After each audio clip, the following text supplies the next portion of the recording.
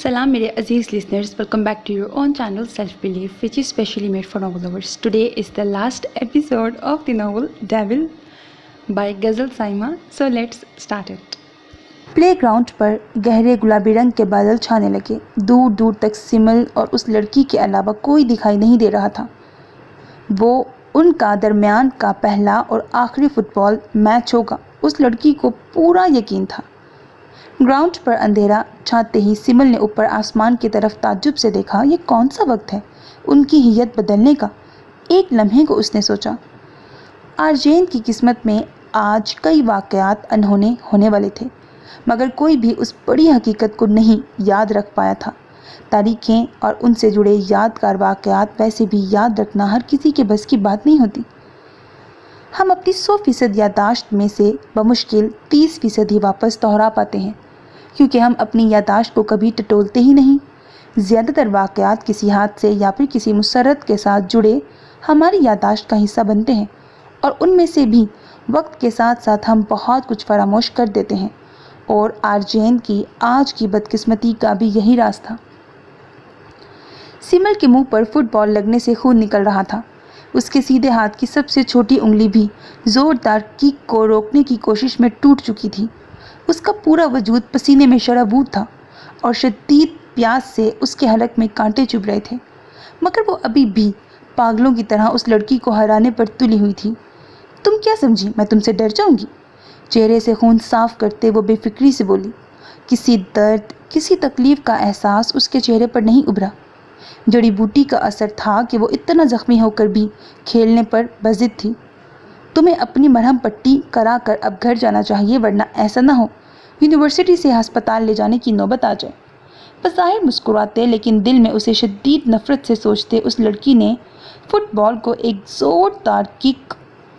और ज़ोरदार किक उसकी तरफ मारी।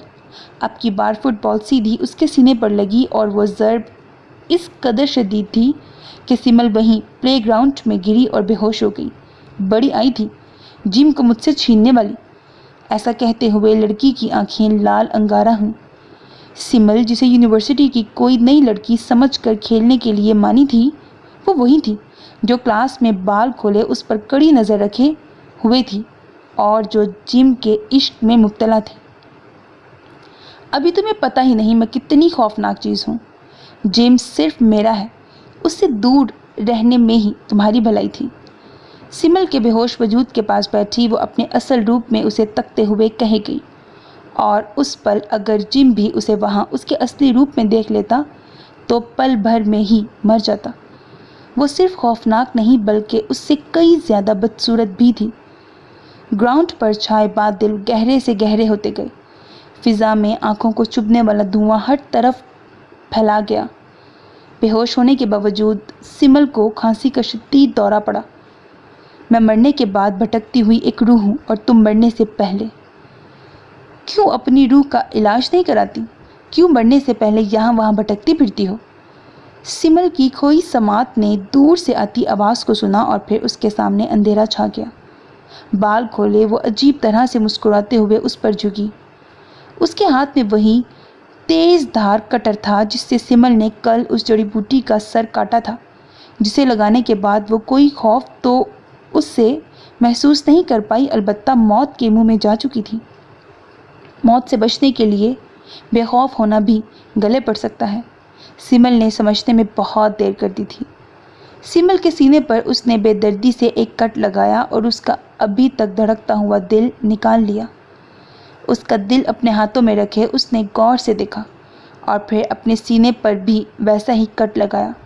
ऐसा करते ना उसे तकलीफ़ महसूस हुई, ना ही उसके सीने पर कोई ज़ख्म बना।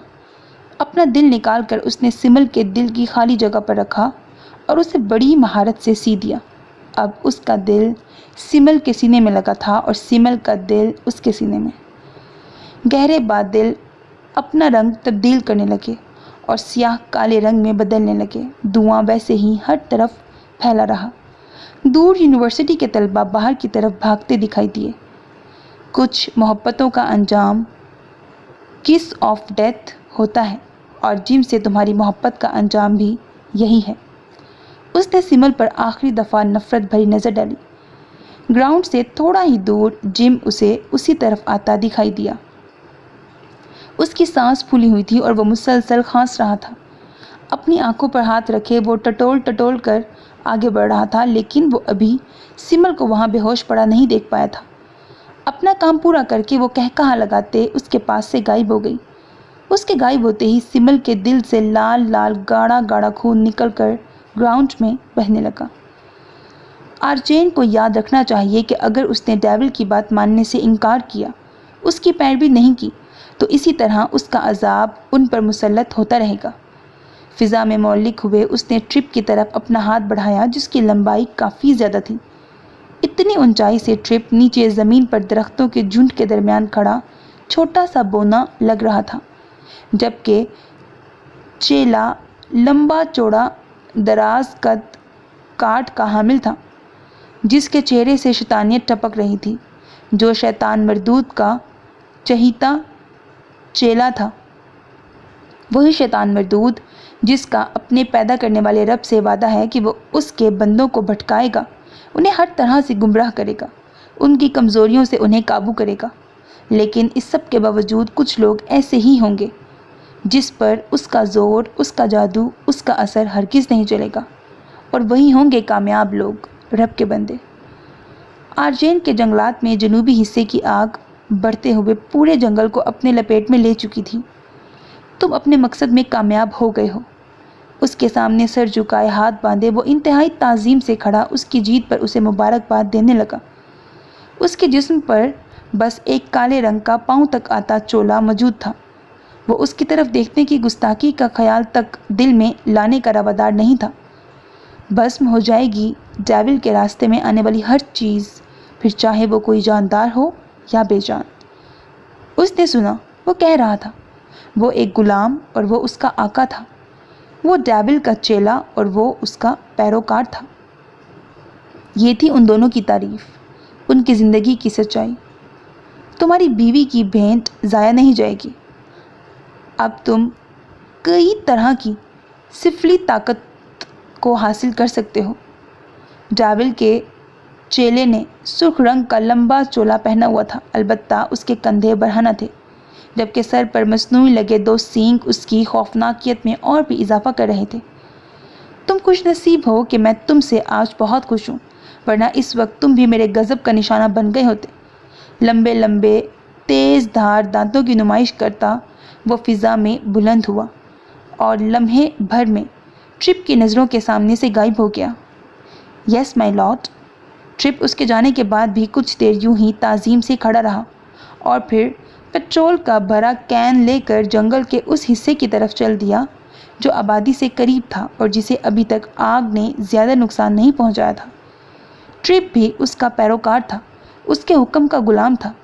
जंगल का वो हिस्सा जहां कुछ देर पहले डेविल का चहीता चेला ट्रिप को हुक्म देने आया था, ट्रिप और उसके जाते ही जल कर राख हो गया। लम्हे भर को उसने नज़र उठाकर ऊपर आसमान की तरफ देखा तो उसकी आंखों को वहाँ सुकून और इत्मीनान का पहरा दिखाई दिया। दुनिया का एक कोना आग की लपेट में था और रोस्टन मुकम्मल सुकून में। आर्जेन की पूरी आबादी आग और धुएं की लपेट में है। कई लोग अपनी जानें गंवा चुके हैं। गवर्नमेंट परेशान है कि आखिर वो इस आग का सद्देबाब कैसे करे। फायर ब्रिगेड गाड़ियाँ और फाइटर्स जंगल की तरफ जाते हुए बीच रास्ते में ही जलकर खाकस्तर हो चुके हैं। अब वहाँ जाना खतरे से खाली नहीं रहा। आग मज़ीद से मज़ीद तर ख़तरनाक सूरत हाल पैदा करती जा रही है। आर्जेन के ताज़ा तरीन सूरत हाल बताते हुए वो शख्स बुरी तरह रोने लगा। वो इस कदर रोया कि उसकी हिचकी बंद गई। डेविल का ज़ोर बस इतना ही है, उसकी ताकत बस इतनी ही है। तुम अपना मराकबा शुरू करो। बूढ़े दरवेश ने उसे फ़िक्रमंद देख कर कहा। वो अपने नेक बंदों की मदद ज़रूर करता है, नाउमीदी कुफर है, उससे दूर रहो। डेविल का ज़ोर बला आखिर टूट जाना है। दरवेश ने उसे हौसला दिया। वो उसे देखने के साथ साथ उसके दिल की बदलती हुई कैफियत से भी अच्छी तरह वाकिफ़ था। दरवेश की बात पर अमल करता वो वापस बैठकर उस किताब पाक को अपने सामने खोल चुका था। उसका दिल उस किताब को खोलते ही यकीन और उम्मीद के नूर से जगमगा उठा। वो उसे पढ़ने लगा और पढ़ता ही गया। उसके दिलो दिमाग को सुकून होने लगा। اس کی پریشانی دور ہوتی گئی۔ وہ سر جھکائے اسے ویسے ہی مسلسل پڑھتا رہا۔ لیکن اس سب کے باوجود کچھ لوگ ایسے بھی ہوں گے جس پر اس کا زور، اس کا جادو، اس کا اثر ہرگز نہیں چلے گا، اور وہی ہوں گے کامیاب لوگ، رب کے بندے۔ اور وہ شخص دل کے اطمینان کے ساتھ انہی کامیاب لوگوں میں سے ایک تھا۔ ایک دن ضرور ایسا آئے گا کہ میں تمہارے دامن میں پناہ لوں گا اور تم میری حفاظت کرو گے۔ اس ٹھنڈے پانی کے چشمے کے پاس کھڑا وہ بڑبڑایا، لیکن کافی زور سے۔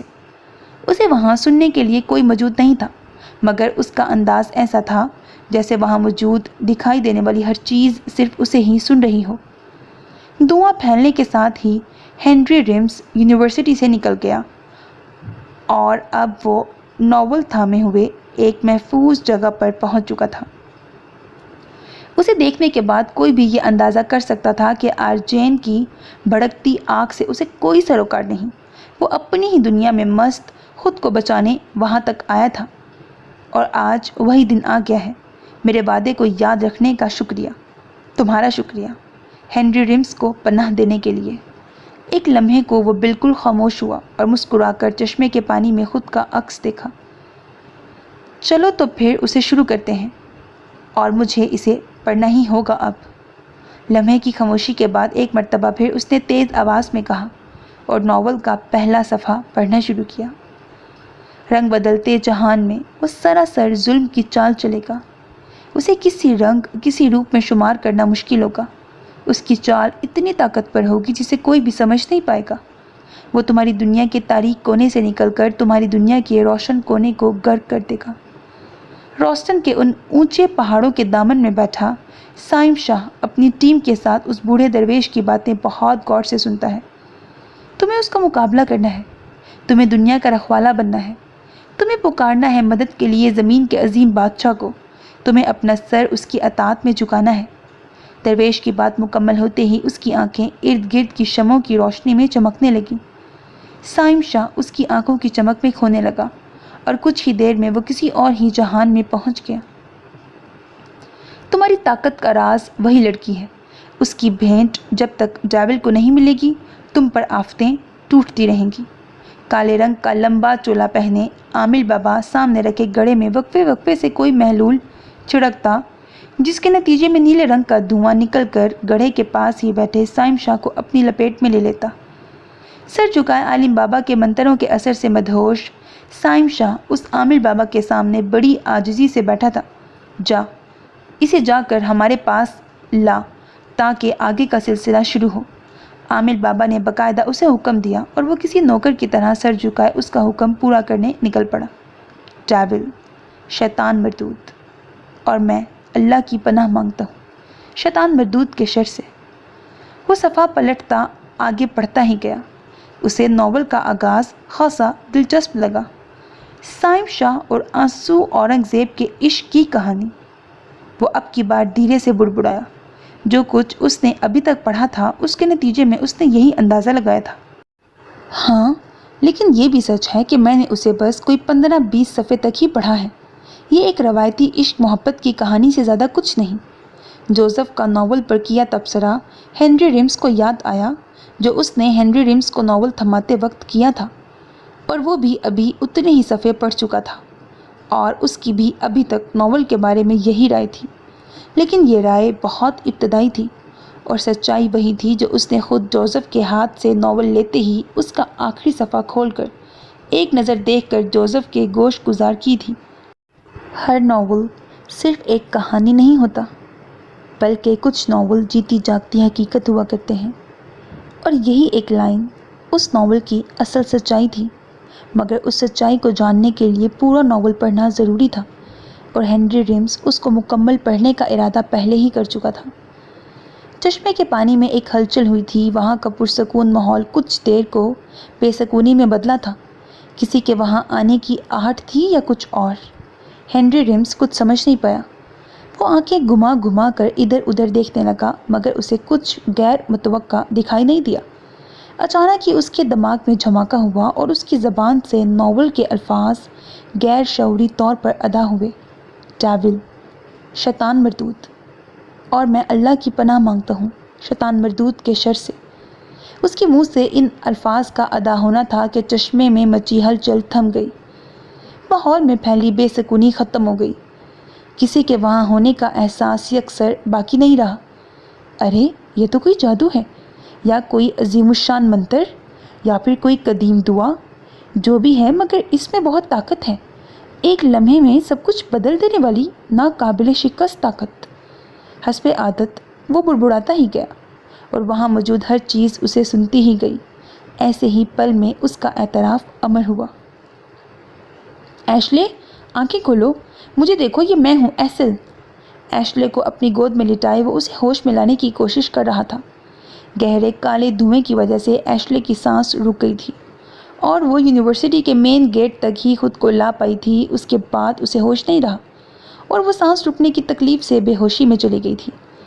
ایسل نے تب اسے یونیورسٹی کے مین گیٹ پر بے ہوش پڑے دیکھا تھا۔ وہ اسے اپنے کندھوں پر اٹھائے اس ایمرجنسی کیمپ میں لے آیا جو آگ کے باعث زخمیوں کے لیے آرجین گورنمنٹ نے لگایا تھا۔ ایشلے ہلکے ہلکے ہوش میں آنے لگی۔ میں کہاں ہوں؟ میں کہاں ہوں؟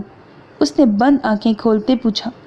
تم میرے ساتھ ہو ایشلے، ہم ایمرجنسی کیمپ میں ہیں، تم دھوئیں کی وجہ سے بے ہوش ہو گئی تھی، ایسل نے اس کے کان کے قریب ہوتے ہوئے کہا، اور اس کے لیے وہ کچھ زیادہ ہی فکر مند تھا۔ کیا میں زندہ سلامت ہوں؟ مجھے کچھ نہیں ہوا؟ اسے اپنے بچ جانے کا بالکل یقین نہیں آیا۔ ہاں ہاں، تم بالکل ٹھیک ہو، کچھ نہیں ہوا تمہیں۔ اسے پرسکون کرنے کے لیے ایسل نے اس کے ماتھے پر کس کی۔ اوہ، یہ کیا؟ تمہارا ماتھا تو بری طرح تپ رہا ہے، تمہیں تو بہت تیز بخار ہے۔ ایسل ڈاکٹر کو بلانے بھاگا، مگر وہ نہیں جانتا تھا ایشلے کو کسی ڈاکٹر سے زیادہ اس کی ضرورت تھی۔ وہ جب اس کے ساتھ ہوتا وہ پل ایشلے کے لیے بہت انمول ہوتا، مگر وہ کبھی اس کے لیے اپنے جذبات نہیں بتا پائی تھی۔ یہی وجہ تھی کہ جب اس نے ابھی اس کا ماتھا چوما تو وہ شرما کر رہ گئی۔ ہوش میں آتے ہی اس کے دل میں چھپی اس کی ایک خواہش اتنی جلدی پوری ہو جائے گی اس نے خواب میں بھی نہیں سوچا تھا۔ کاش ایسل، تم مجھے ہمیشہ ایسے ہی چاہتے رہو، ہمیشہ یوں ہی میرا خیال رکھو، ہمیشہ یوں ہی میرے پاس رہو۔ اس نے دوبارہ سے اپنی آنکھیں بند کر کے دل ہی دل میں دعا مانگی تھی۔ میرا تو ماننا ہے محبت کا جذبہ ہر کسی کے پاس ہوتا ہی نہیں۔ جذباتی طور پر کچھ لوگ محبت سے خالی ہوتے ہیں۔ آپ جو مرضی کر لیں ان سے آپ کو محبت نہیں ملتی۔ خود ہی سوچیں، جس کے پاس خود محبت نہ ہو وہ آپ کو کہاں سے دے گا؟ سائم شاہ نے فرینڈ سرکل گروپ میں آج کا ٹاپک جان بوجھ کر ایسا سلیکٹ کیا جو بہت سے دلوں کی صدا تھا، محبت یا سراب۔ جس طرف نظر اٹھاؤ وہیں کوئی محبت کی تلاش میں بھٹکتا ملے گا۔ ہو سکتا ہے آنسو بھی آن لائن ہوتے ہی اسے دیکھ کر کچھ نہ کچھ اپنی رائے کا اظہار کرے۔ اس نے پل بھر کو سوچا تھا، ہر کوئی محبت کی کسی نہ کسی منزل پر کھڑا ضرور ملے گا۔ کسی کے لیے وصل کی گھڑی سے بڑھ کر کچھ نہیں ہوگا تو کہیں زمانہ ہجر تسکین کا باعث بنا ہوگا۔ پروفیسر عریش نے سب سے پہلے ڈسکشن میں حصہ لیا۔ پورا ویک تو university fellows, classes, lectures, assignments بنانے میں اتنا بزی رہتے کہ ان سب سے ہٹ کر دنیا کی بدلتی صورتحال پر بات کرنے کا وقت ہی نہیں مل پاتا۔ لیکن منتھ کے آخری 3 دن جب انہیں بریک آف ملتا تو وہ فرینڈ سرکل گروپ میں کوئی نہ کوئی ٹاپک ضرور رکھتے اور پورا گروپ اس پر اپنے خیالات کا اظہار کرتا، جس کا فائدہ یہ ہوتا کہ انہیں ایک دوسرے کے خیالات جاننے کا موقع ملتا اور دنیا بھر میں کیا چل رہا ہے اس سے بھی کچھ آگاہی ہوتی۔ ویسے بھی آج کا دور آگاہی کا دور ہے۔ آج کے دور میں آپ کی لا علمی ہی آپ کے لیے سب سے بڑی آزمائش ہے۔ پاک کتابوں سے لے کر رسولوں کی پیروی تک، دنیا کی ابتدا سے انجام تک، ماضی سے حال اور حال سے مستقبل تک، زمین سے آسمان تک اور آسمان سے کائنات کے ہزاروں رازوں کی گہرائی تک، سکون سے بے سکونی تک اور درد سے راحت تک، زندگی کی شروعات سے زندگی کے انجام تک اگر غور کیا جائے تو سب کچھ آگاہی کے دائروں میں گھوم رہا ہے۔ آنسو اورنگزیب آن لائن ہوئی تو اس نے بھی زیر بحث موضوع دیکھا، محبت۔ پہلے تو وہ آف لائن ہونے لگی مگر پھر ایک لمحے کو اس نے کچھ سوچا۔ ٹاپک کیونکہ سائم شاہ نے پوسٹ کیا تھا اسی لیے وہ اب یوں نظر انداز کر کے تو نہیں جا سکتی تھی۔ سائم شاہ اور آنسو اورنگزیب کے بارے میں اب تک ہر کوئی اتنا تو پورے یقین سے کہہ سکتا تھا کہ ان کے بیچ کچھ چل ضرور رہا ہے، مگر کیا اسے ابھی محبت یا نفرت کا نام نہیں دیا جا سکتا۔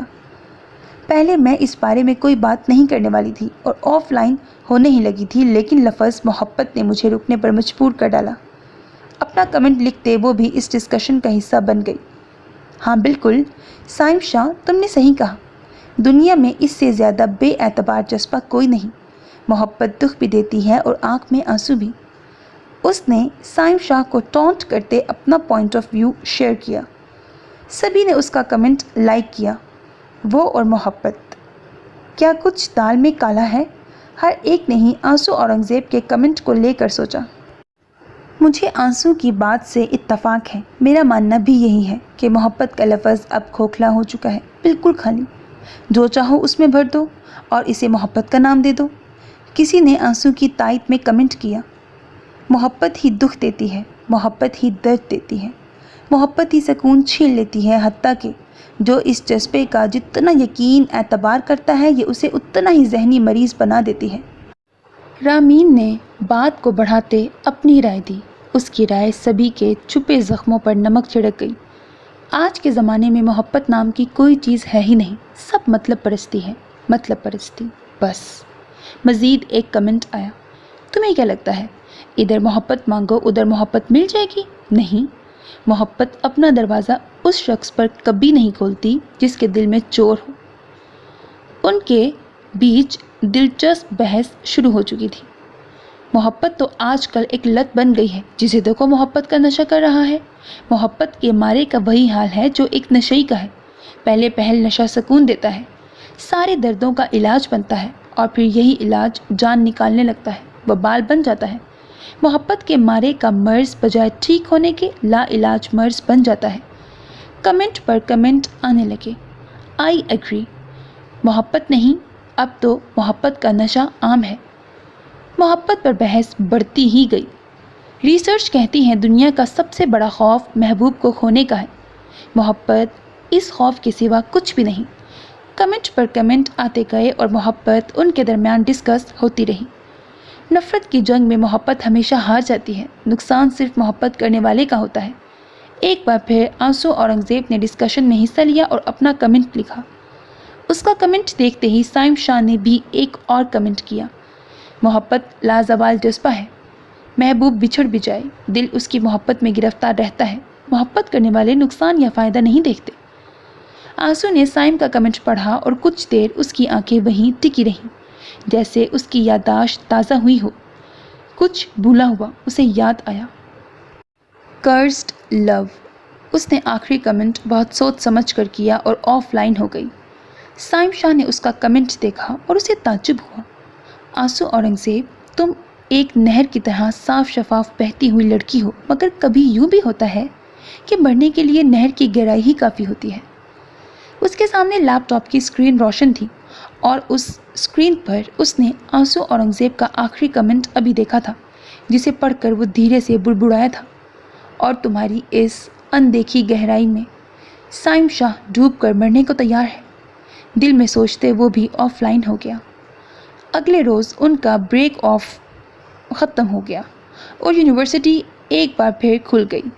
سائم شاہ آج آنسو اورنگزیب کا پیچھا کیے بغیر ہی جلدی یونیورسٹی آ گیا تھا۔ کلاس میں بیٹھا اب وہ بس اس کے آنے کا منتظر تھا۔ جب بھی کوئی کلاس میں آتا بار بار اس کی نظر کلاس کے ڈور تک جاتی۔ اسے لگتا آنسو آ گئی، مگر آنسو آج خاصی لیٹ تھی۔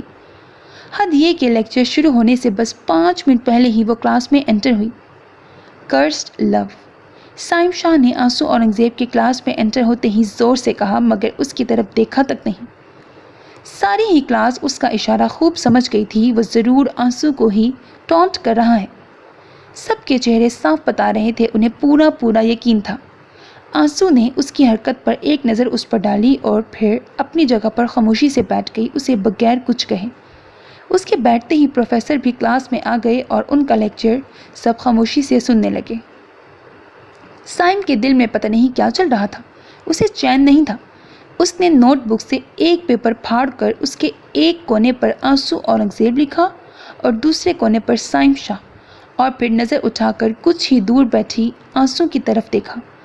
सर झुकाए वो लिखने में मसरूफ़ थी। शायद वो लेक्चर के साथ साथ नोट्स बनाने की आदी थी, इसीलिए उसकी पूरी तवज्जो प्रोफेसर के लेक्चर की तरफ थी और हाथ तेज़ी से लिखने में बिजी थे। इतनी तवज्जो से लेक्चर सुनते उसे वो पहले से और भी ज़्यादा प्यारी लगी। कुछ पल वो उसे यूं ही तकता रहा और फिर उस पेपर के दरमियान में कर्स्ड लव लिखा और उस पेपर को फोल्ड करके उसका छोटा सा गोला बनाया और आंसू की तरफ फेंका। पेपर का गोला आंसू की गोद में गिरा और इस अचानक ही उसकी नज़र साइम शाह की तरफ गई। साइम शाह ने उसे मुस्कुरा कर देखा जैसे उसकी चोरी पकड़ी गई हो और आंसू उसे अपनी ही तरफ देखकर घबरा गई और जल्दी से नज़र झुकाकर फिर तवज्जो से लेक्चर सुनने लगी। तुम बिना छुपी रुस्तम हो पूरी, साइम शाह मुँह ही मुँह में बुड़बुड़ाया। उसे आंसू का अपनी तरफ अचानक देखना और फिर घबराना महसूस कर गया। वो कन अखियों से उसे देखता लेक्चर सुनने लगा। आइंदा ऐसी हरकत की तो मैं सर से तुम्हारी कंप्लेन करूंगी। क्लास खत्म होते ही आंसू उसके पास आई और वार्न किया। वो उसे नज़रअंदाज किए लिखने में बिजी था। बेहतर है कि सुधर जाओ, आंसू ने उसे घूरते हुए ज़ोर से कहा। वो उसे चिढ़ाने की कोशिश कर रहा था और वो अपनी कोशिश में कामयाब रहा था। आंसू अच्छा खासा चिढ़ गई थी। इतना ज़ोर से कहने पर साइम शाह ने एक नज़र उसे देखा और फिर उसका हाथ थाम लिया, वही हाथ जिसकी उंगली के इशारे से वो उसे वार्न कर रही थी। आंसू एकदम पीछे हुई। उसे उससे ऐसी तवक्को तो हरगिज़ नहीं थी। तुम भी आइंदा मुझे वार्न करने की कोशिश मत करना। वो उसे संजीदगी से देखता तुर्श लहजे में बोला। आंसू के दिल में कुछ टूटा। वो उसे बस घूरे ही गई, बोल कुछ भी नहीं सकी। उसकी खामोशी ने साइम को हैरान किया। वो तो उसके किसी ज़ोरदार जवाब का मुंतज़िर था। मोहब्बत खौफ के सिवा कुछ नहीं, मोहब्बत दर्द के सिवा कुछ नहीं, आंसू औरंगज़ेब ने उदासी से कहा और एक झटके से अपना हाथ उससे छुड़ाया और फिर बैग उठाकर क्लास से बाहर निकल गई। साइम शाह उसे बस देखता ही रह गया। वो समझ ही नहीं पाया कि उसे क्या हुआ और वो ये क्या बोलकर चली गई। सारी क्लास उसे और आंसू को देख रही थी। आंसू के जाने के बाद हर कोई अपने काम में लग गया। क्या अजीब सोसाइटी है हमारी, क्या अजब तजस्सुस है हमारा। एक लड़की की मौजूदगी में हमारा तजस्सुस पीक पर होता है और उसके जाते ही वो आधे से भी कम रह जाता है। उनके बीच क्या चल रहा है हर कोई डिस्कस करने लगा। साइम शाह के मुंतकी दिमाग ने इस अजीब मंतक को लम्हे भर को सोचा और फिर उसे झटक कर वो भी आंसू के पीछे क्लास से बाहर निकल गया। उसे उन सब की ज़रा बराबर भी परवाह नहीं थी जो उसकी पर्सनल लाइफ पर आंखें और कान लगाए अपने गुनाहों का बोझ बढ़ा रहे थे। अगर मुझे तुमसे मोहब्बत हुई तो ऐसा मेरे साथ दूसरी मर्तबा होगा। तुम्हारा नंबर उसके बाद आएगा, पहला नंबर तो उसी का था और हमेशा उसी का रहेगा। आंसू औरंगज़ेब बेंच के एक कोने पर टिकी थी जबकि साइम शाह दूसरे कोने पर टिके उसे हैरत से सुन रहा था। आंसू के इंकशाफ पर साइम शाह शॉक हो गया। ऐसा सुनते ही उसके दिल में एक अजब एहसास जागा था, मगर उसने सब कुछ अपने अंदर ही दबाए रखा और उसे बात करते वो पुरसकून चेहरे के साथ सुनता रहा। क्या मोहब्बत बार बार होती है, तुम ही बताओ। अलग अंदाज था उसका सवाल करने का। साइम शाह उलझ कर रह गया। जितनी बातें वो करती थी उससे ज़्यादा कई ज़्यादा बातें उसकी आंखें करती थी। साइम को इस पल भी ऐसा ही लगा जैसे उसकी आंखों का सवाल भी यही हो। नहीं आंसू, मोहब्बत एक बार ही होती है। साइम शाह ने उसकी आंखों में बस कुछ सेकंड्स ही देखा। इससे ज़्यादा देखता तो वो उसे बेहया बेशर्म समझती। वो ऐसी ही तो थी, सिन्फ़े मुखालिफ से दूर दूर भागने वाली। तो फिर तुम ही बताओ, आंसू दोबारा मोहब्बत करे तो कैसे। उसकी आंखों में फिर साइम के लिए एक सवाल था। वैसे ही करो मुझसे मोहब्बत तुम आंसू, जैसे तुमने पहली दफ़ा मोहब्बत की थी। साइम तो उसके सहर में गिरफ्तार था। वो उसके सामने हुआ और उसे किसी और का ख्याल भी छू ले, उसके लिए ऐसा मुमकिन ही कब था। उसके लिए तो ये पल, ये लम्हा, ये जगह और ये दिन बहुत कीमती थे, जिन्हें शायद वो कभी ना भुला पाए, जिन्हें वो अपने दिल से हमेशा लगाए रखे।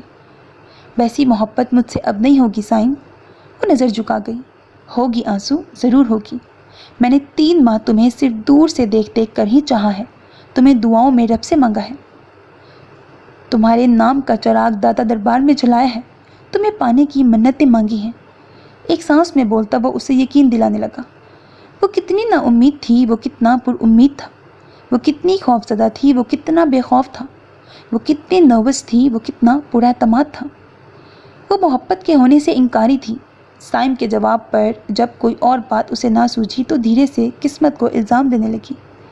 سائم نے اسے گھورتے چپ ہو جانے کو کہا تو وہ بہانہ بنا کر اس کے پاس سے جانے لگی۔ سائم نے اسے ڈانٹ کر واپس بیٹھنے کو کہا تو وہ گم سم ہوئے اس کے پاس واپس بیٹھ گئی۔ کچھ پل اور وہ دونوں اسی طرح بالکل خاموش رہے اور پھر وہی سائم کی طرف دیکھ کر بولی، مجھے محبت ہو گئی تو وہ مجھے بے وفا سمجھے گا، میں اسے دھوکہ نہیں دے سکتی۔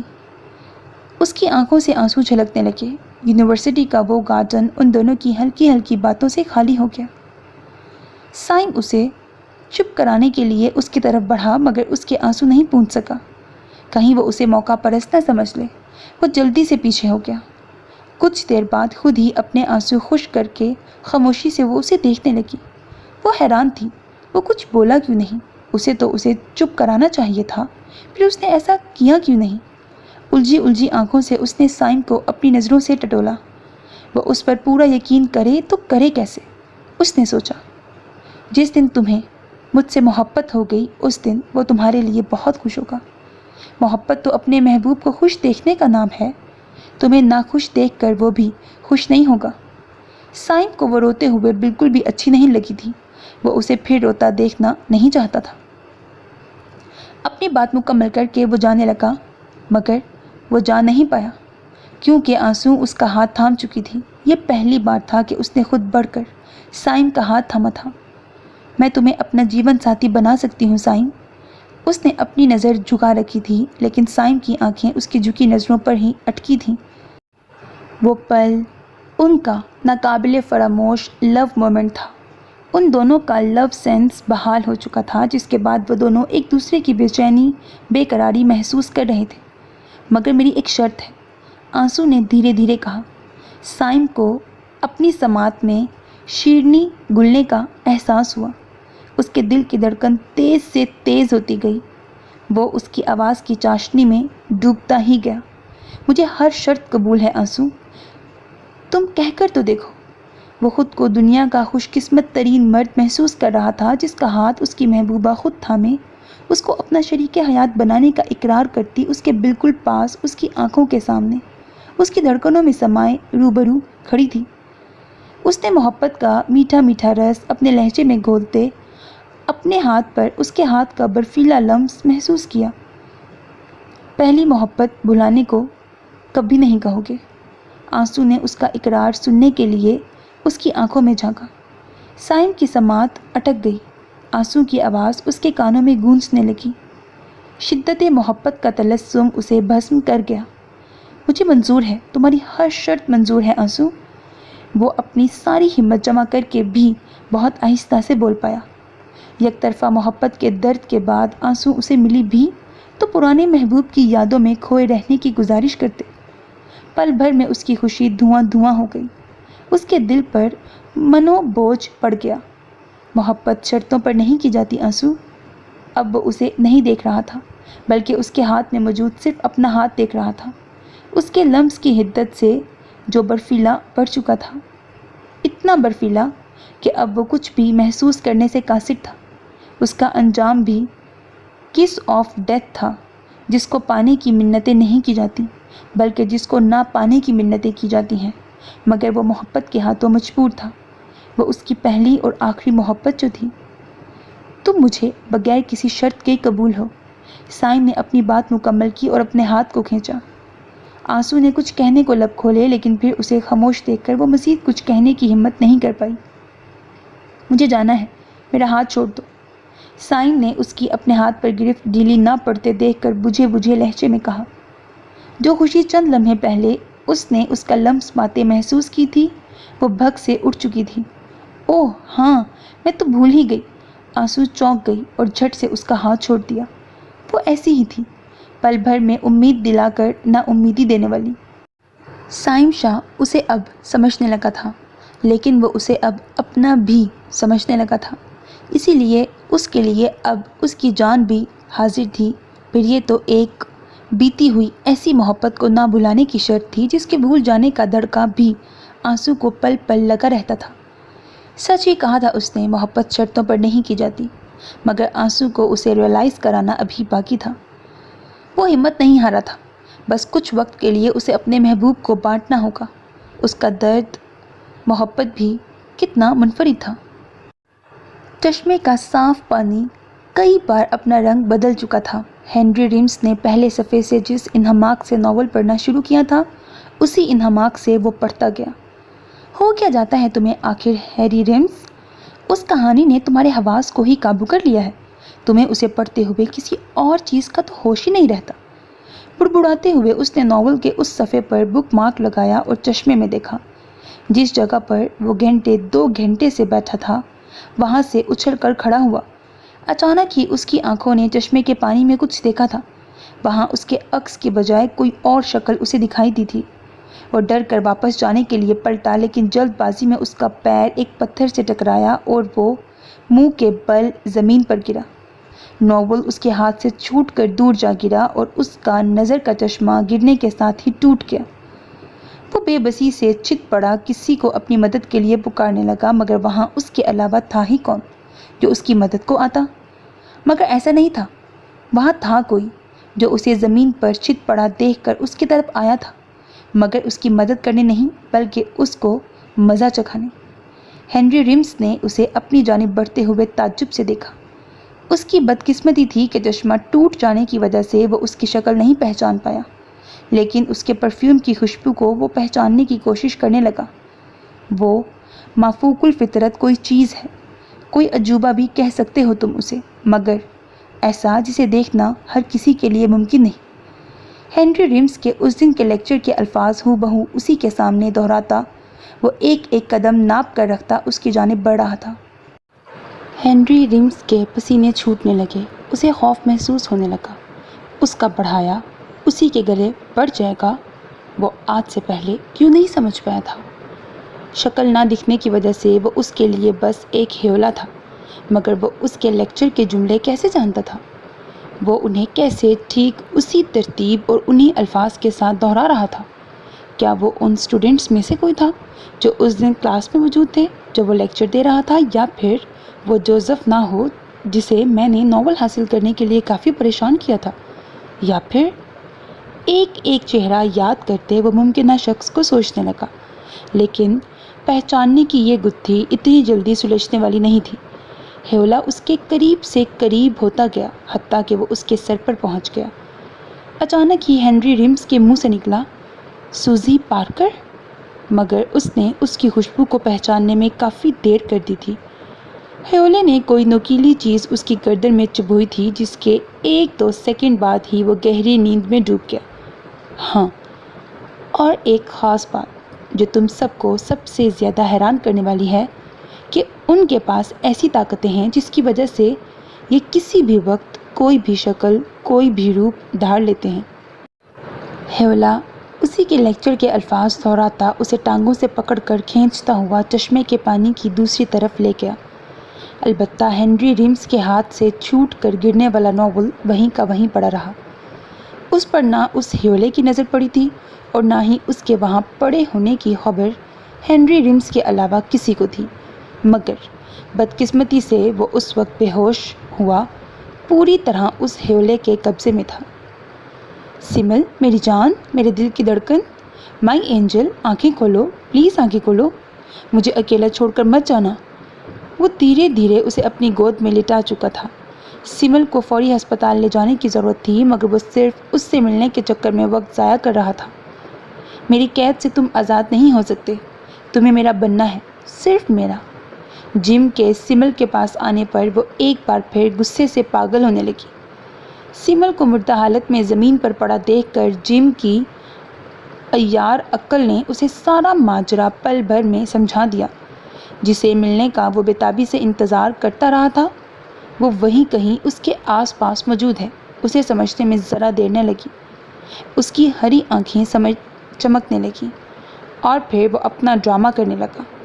نہ ہی اس نے ابھی تک کسی کو اطلاع دی تھی، نہ ہی ایمبولینس کو کال کی تھی۔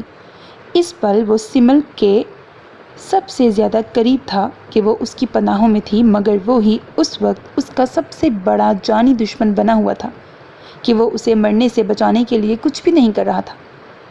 اب تو آ جاؤ، آخر تم آتی کیوں نہیں؟ آہستہ سے بڑبڑاتا وہ سمل پر جھکنے لگا۔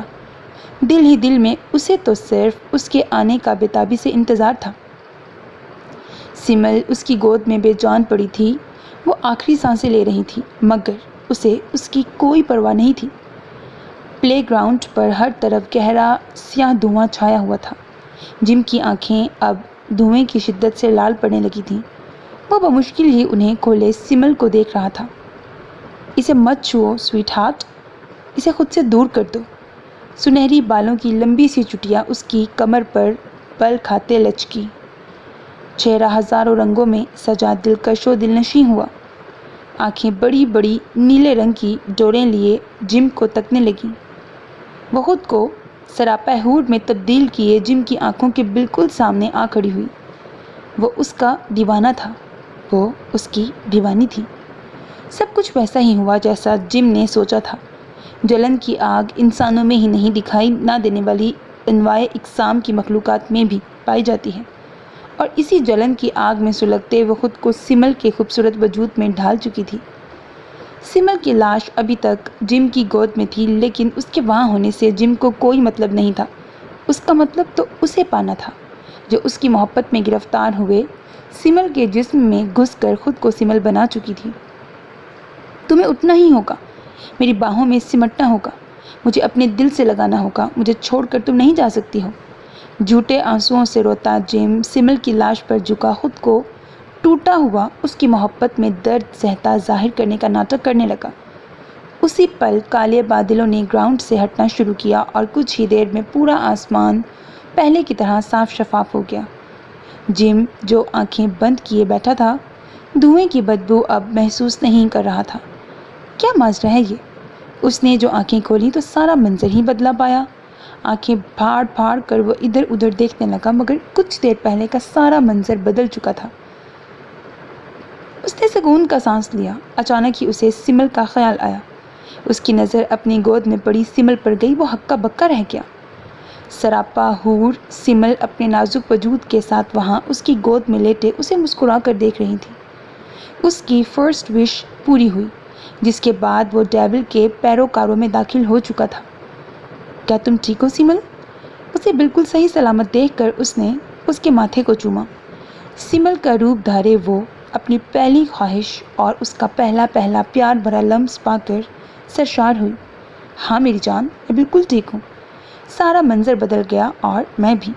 وہ اس کی گود میں لیٹے دھیرے سے مسکرائی۔ Oh my angel, you are my life.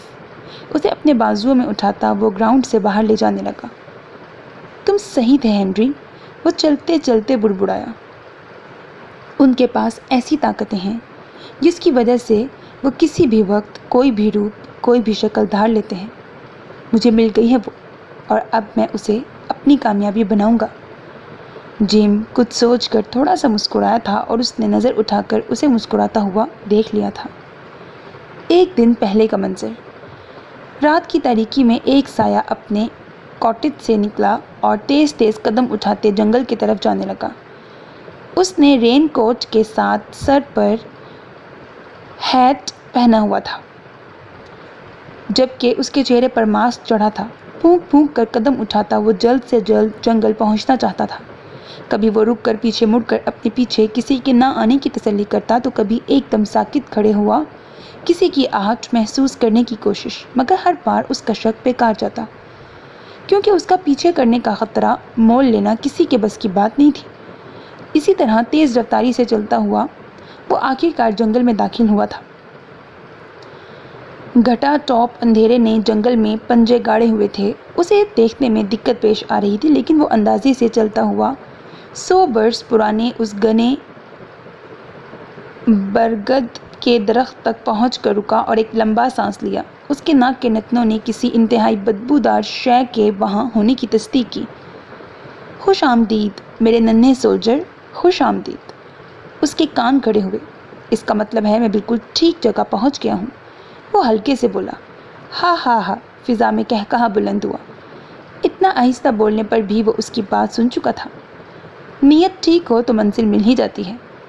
اس کے نتنے بدبو سے بھر گئے۔ جیسے جیسے وہ آواز اس کے قریب ہوتی جا رہی تھی ویسے ویسے ہی وہ بدبو اس کا دل متلانے لگی تھی۔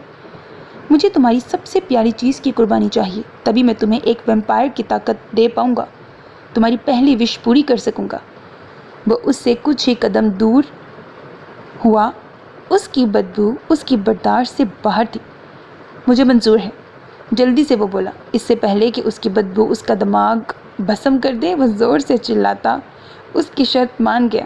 شاباش میرے ویمپائر، شاباش۔ بس پھر میں اس لڑکی کی روح لوں گا اور تم اس کے جسم کو اپنا غلام بنا لینا۔ ان کے بیچ ڈیل پکی ہو گئی۔ وہ ڈیول تھا اور وہ اس کا پیروکار۔ اب تم جا سکتے ہو۔ واپسی کی اجازت ملتے ہی وہ دوڑتا جنگل سے باہر نکلا اور تازی ہوا میں لمبے لمبے سانس لینے لگا۔ بدبو اب اسے کہیں نہیں محسوس ہوئی۔ وہ پرسکون ہو گیا۔ میرا سپنا پورا ہونے والا ہے، مگر میں اسے کیا پیاری چیز دوں کہ وہ مجھے خوش ہو کر جلد سے جلد ویمپائر کی طاقت دلا دے۔ سوچتے سوچتے وہ اپنے کاٹیج کے سامنے پہنچا اور وہاں پہنچ کر اس نے اپنا ماسک اتار دیا۔ ہائے جم، کہاں جا رہے ہو اس وقت؟ سامنے سے آتی سمل نے اسے دیکھ کر پوچھا۔ میں کہیں بھی تو نہیں۔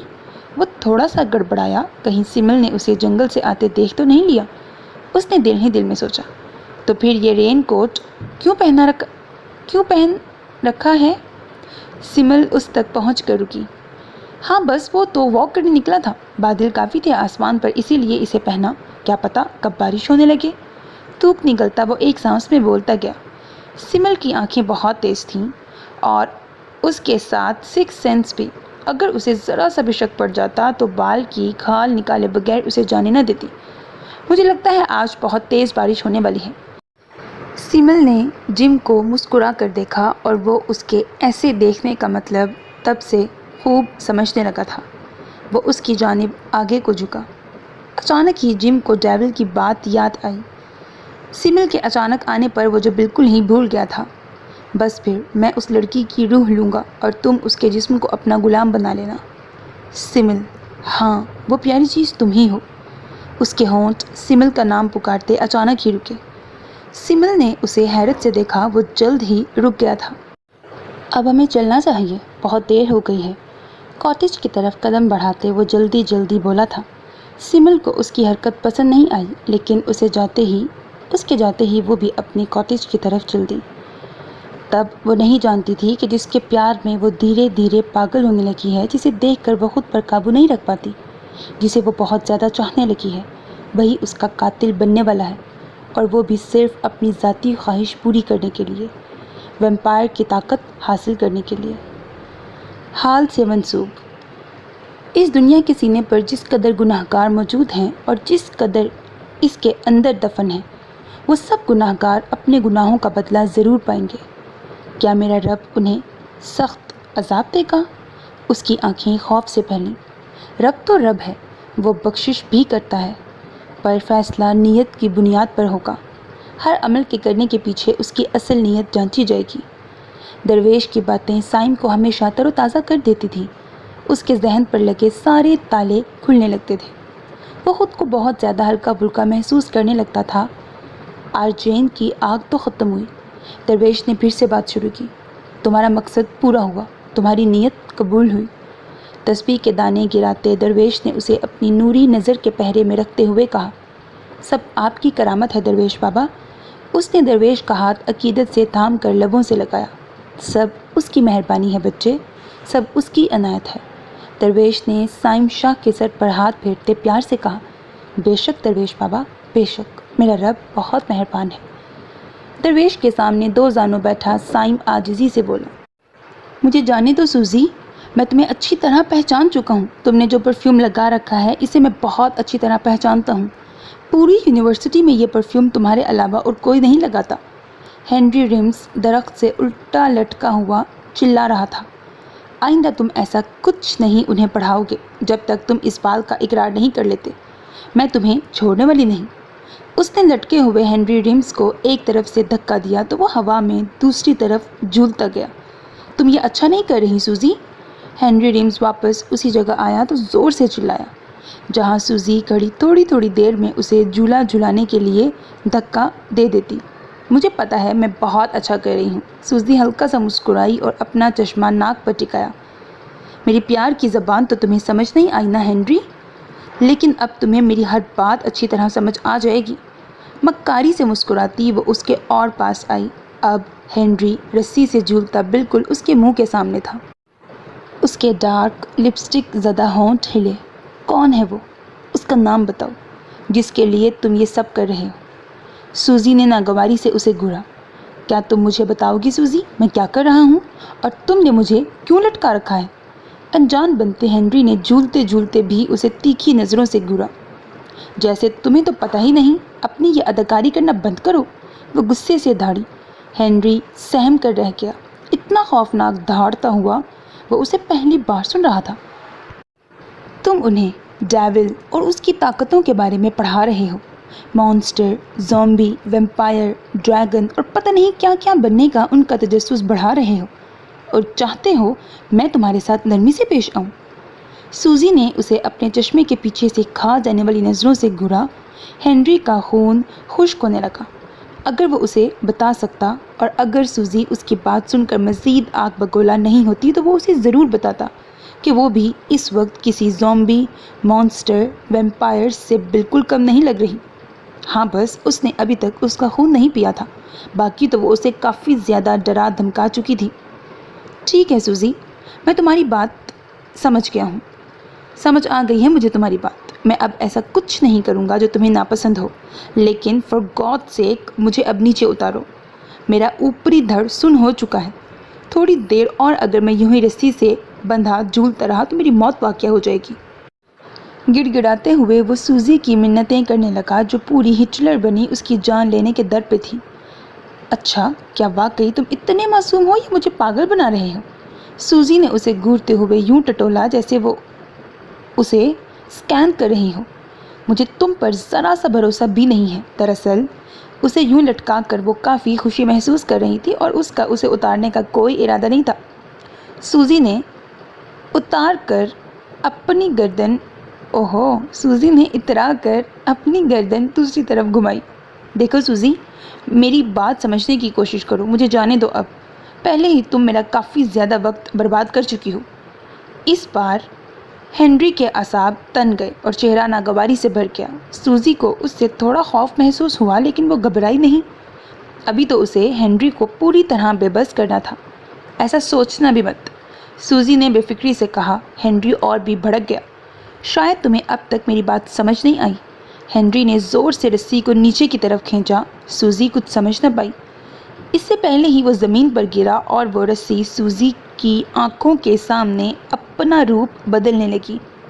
سوزی کی تو سمجھ میں ہی کچھ نہیں آیا کہ یہ سب ہوا کیا ہے۔ آخر اس نے کیسے اتنی آسانی سے خود کو رسیوں سے آزاد بھی کرا لیا۔ وہ پیچھے کی جانب قدم اٹھانے لگی۔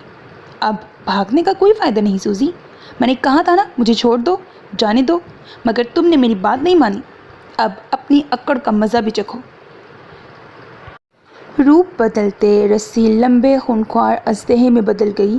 خونخوار اژدہا منہ کھولے سوزی کی جانب بڑھنے لگا۔ سوزی کا رواں رواں خوف کے مارے کھڑا ہوا۔ اس کے چہرے پر ہوائیاں اڑنے لگیں، خوف سے اس کے ٹانگوں پر لرزہ طاری ہو گیا۔ ایک تمہاری سزا تھی سوزی، جس سے مجھے بہت تکلیف ہوئی، بدلے میں اب میری سزا ہے اور میرا وعدہ ہے یہ بھی تمہیں بہت تکلیف دینے والی ہے۔ ہنری اپنا بدلہ ضرور لیتا ہے۔ اس کی پتلی حالت دیکھ کر وہ شیطانیت سے مسکرایا۔ لمحہ آخر سوزی نے ہنری کی آنکھیں خون سے لال دیکھیں اور اس کے چہرے پر خوفناکیت کا راج دیکھا۔ وہ حقیقت میں کوئی بد ذات بدروح کا ہی عکس تھا، لیکن اس کی بدقسمتی کے آج سے پہلے وہ اس کا یہ اصل چہرہ نہ کبھی دیکھ پائی تھی اور نہ ہی کبھی اس کی اصلیت جان سکی تھی۔ تمہاری شکل بدل رہی ہے ہنری۔ تھر تھر کانپتے وہاں سے بھاگنے کے لیے مڑی، لیکن اس کی بدقسمتی کے خوف کی وجہ سے اس سے بھاگا ہی نہیں گیا اور وہ منہ کے بل زمین پہ گری۔ ہنری جو اس سے بس 3-4 قدم ہی دور کھڑا تھا، اسے خون سے لال آنکھوں سے یوں ہی دیکھتا رہا۔ اس کے پیچھے جہاں پہلے ہنری رسی سے لٹکا جھول رہا تھا، لمبا چوڑا اژدہا منہ کھولے اس کو کچا کھا جانے کو تیار تھا۔ چشمے کے پانی کا رنگ پھر سے تبدیل ہوا اور گہرے سرخ رنگ میں بدل گیا۔ خون آشام گھڑی شروع ہوئی۔ ابھی سوزی گرنے کے بعد سنبھل بھی نہیں پائی تھی کہ اژدہا اس پر جھپٹ پڑا اور پل بھر میں اسے دبوچ کھایا۔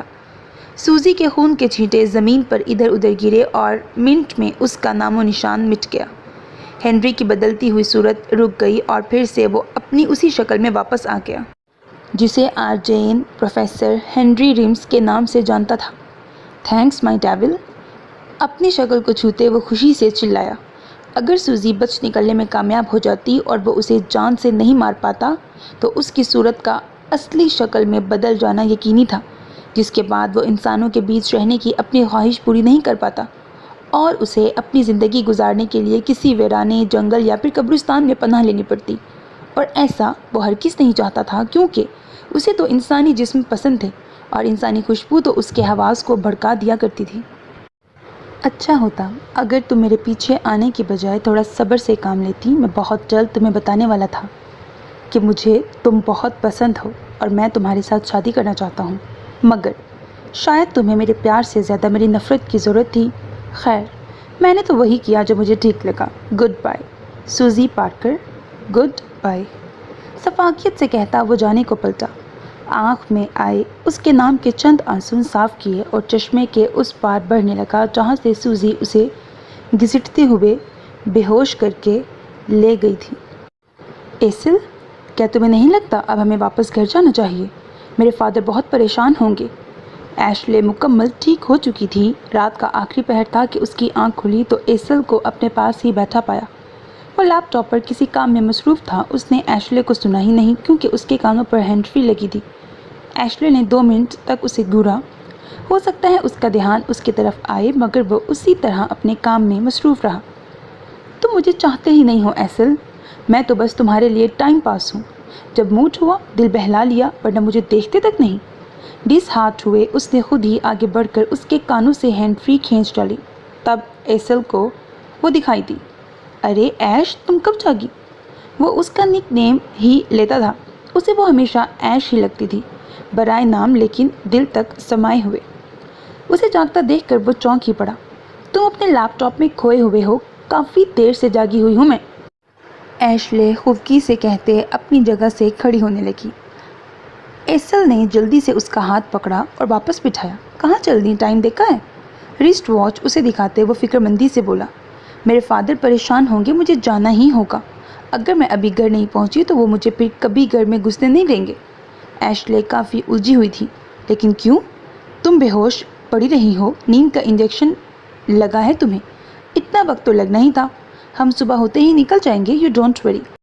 ایسل کو لگا جیسے یہ سب ایشلے کے لیے بھی اتنا آسان ہے جتنا وہ سمجھ رہا ہے۔ فادر کو ان سب سے کچھ لینا دینا نہیں ہے، ان کے حساب سے مجھے رات کے وقت گھر پر ہونا چاہیے تو بس ہونا چاہیے۔ ایشلے روحان سی ہو چکی تھی۔ He is your father, take it easy. ایسل کو ابھی تک اس کی پریشانی اتنی بڑی نہیں لگ رہی تھی کہ وہ اس وقت وہاں سے جانے کا رسک لیتے۔ میں سنبھال لوں گا سب، یو ڈونٹ وری۔ مجھے بہت اچھی طرح فیس کرنا آتا ہے اس مائنڈ سیٹ کے لوگوں کو۔ اسے کنونس کرتا وہ روکنے میں کامیاب ہو ہی گیا۔ اس کی بات مان کر ایشلے جانے کی ضد چھوڑ کر اطمینان سے پاؤں اوپر کر کے بیٹھ گئی۔ وہ اس پر کس قدر بھروسہ کرتی ہے اس کی آنکھوں میں لکھا پڑھ سکتا تھا ایسل۔ مجھ پر بھروسہ کرو ایش، میں تمہیں ڈیفینڈ کروں گا۔ ہم نے ویسا کچھ بھی نہیں کیا جسے سوچ کر تم بیڈ فیل کرو یا جسے سن کر تمہارے فادر کو برا لگے۔ ایسل کو اس کی اصل الجھن کا ابھی تک اندازہ نہیں تھا اور وہ بھی ہمت نہیں کر سکی کہ اسے سچ بتائے۔ میں تمہیں کھونا نہیں چاہتی ایسل، ہو سکتا ہے کہ کل جب تم میرے فادر سے ملو تو دوبارہ مجھ سے ملنا کبھی نہ چاہو، اسی لیے کچھ اور وقت تمہارے ساتھ گزارنے میں مجھے کوئی اعتراض نہیں۔ یہ پل میرے لیے انمول ہیں۔ سوچ کے دائروں میں چکراتی ایشلے اس کو فی الحال اپنا چارمنگ بزنس سمجھ رہی تھی اور صبح تک وہ اسی خمار، اسی احساس میں کھوئے اس کے پاس رہنا چاہتی تھی۔ Okay, trust me. اس کا پکڑا ہوا ہاتھ اس نے اپنے لبوں سے لگایا۔ اس کے ایسا کرنے سے ایشلے کا دل اس کی محبت سے بھر گیا اور وہ اسی محبت سے مکمل ہوتی صبح ہونے کا انتظار کرنے لگی۔ مجھے افسوس ہے بہت. تمہیں میرے راستے میں نہیں آنا چاہیے تھا. مجھے بدلہ لینے پر تم نے ہی مجبور کر دیا تھا. ہنری ریمز بڑبڑاتا ہوا چشمے کے اس پار آیا جہاں اس سے ناول گرا تھا جب سوزی نے اسے اپنی گرفت میں کیا تھا. ادھر ادھر ٹٹولتے ہوئے بلاخر اس کے ہاتھ ناول لگ ہی گیا. ہاں مجھے مل گیا. مجھے تمہیں پڑھنا ہے اب. لیکن میرا چشمہ کہاں ہے؟ اس نے ایک بار پھر آس پاس نظر دوڑائی. تھوڑی دور اسے چشمہ پڑا مل ہی گیا. اچھا تو تم یہاں پڑے ہو. ہنری نے اسے اٹھایا اور اپنی آنکھوں پر لگایا. گرنے کی وجہ سے چشمے کا ایک گلاس ٹوٹ چکا تھا.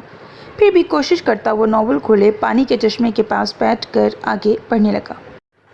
چشمے کا پانی پھر سے رنگ بدلتا. تھوڑی تھوڑی دیر میں ایک نئے رنگ میں ڈھل جاتا. اطمینان سے اس کے پاس بیٹھا ہنری ریمز ناول پڑھنے میں مگن تھا. لگتا ہی نہیں تھا کہ وہ کچھ دیر پہلے ہی سوزی کو جان سے مار کر آیا ہے. اسے دیکھ کر لگتا ہی نہیں تھا کہ اس حیوان کو اس کا کوئی احساس بھی ہے. وہ اسے یاد بھی ہے. اگلے روز سائم یونیورسٹی نہیں آیا تھا. آنسو پہلے تو ایسا ہی ظاہر کرتی رہی جیسے سب نارمل ہے, اسے فرق نہیں پڑتا. مگر من میں مچی ہلچل سے خود کو زیادہ دیر سائم سے بے خبر نہ رکھ پائی اور رمیز سے اس کے بارے میں پتہ چلانے کے لیے وہ اسے ڈھونڈتی ہوئی کیفیٹیریا میں چلی آئی. رمیز ذرا سننا. ہمت کرتے ہوئے اس نے سائم کے ساتھ اکثر دکھائی دینے والے رمیز کو پکارا, ورنہ اجنبیوں سے بات کرنا اسے کب کب آ رہا تھا. وہ تو بس اکلوتا سائم شاہ تھا جو اس کی بے چینیوں میں بھی اب اپنا وجود رکھنے لگا تھا, اور اس پل وہ اپنے من کی بے چینی کے آگے ہار مان چکی تھی. اگر اسے سائم کا پتہ لگانا ہے تو بس لگانا ہے. چاہے کوئی کچھ بھی سوچے, کچھ بھی بولے, اسے فرق نہیں پڑتا. خود کو حوصلہ دیتی وہ بڑے ہی اطمینان سے رمیز سے کچھ فاصلے پر کھڑی اس کے فری ہونے کا انتظار کرنے لگی, جو شاید کسی ڈسکشن میں بزی تھا. اسی لیے 10 منٹ بعد فارغ ہو کر وہ اس کی طرف آیا. ہاں بولو آنسو, کوئی بات ہے کیا؟ اس کی آواز پر آنسو چونکی. اسے تو اندازہ ہی نہیں ہوا کتنی دیر گزری, کب وہ آیا. اس کی نظریں تو سائم کے طواف میں کھوئی ہوئی تھیں. دل ہی دل میں وہ اسے سوچے گئی تھی.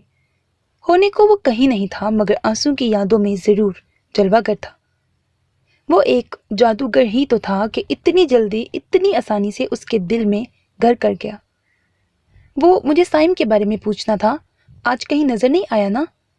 اس نے بلا کی معصومیت سے پوچھا. اگر سائم خود اس پل اسے خود کے لیے بے چین ہوتا دیکھ لیتا تو کل کی اس کی شرط نے جو اسے تکلیف دی تھی وہ اسے بھلا ہی دیتا. مگر مقدر کی ستم ظریفی, آنسو کی بے قراری سائم کی آنکھیں نہیں دیکھ سکی تھیں. وہی آنکھیں جو اس کی تلاش میں اس سے اظہار محبت کرنے کے لیے گزرے 3 مہینوں سے چھپ چھپ کر اس کا دیدار کرتی رہی تھیں. اور اب جب کہ وہ خود بے قرار دل لیے اسے ڈھونڈ رہی تھی تو وہ وہاں تھا ہی نہیں, یہ سب دیکھنے کے لیے. کرسڈ لو کی ایک نشانی تو کہیں نہ کہیں ان کے درمیان پوری ہوئی. سائم جو آنسو کا کرسڈ لو کا اشارہ سمجھ نہیں پایا تھا, وہی اب اپنی واضح نشانیوں میں جھلکنے لگا تھا.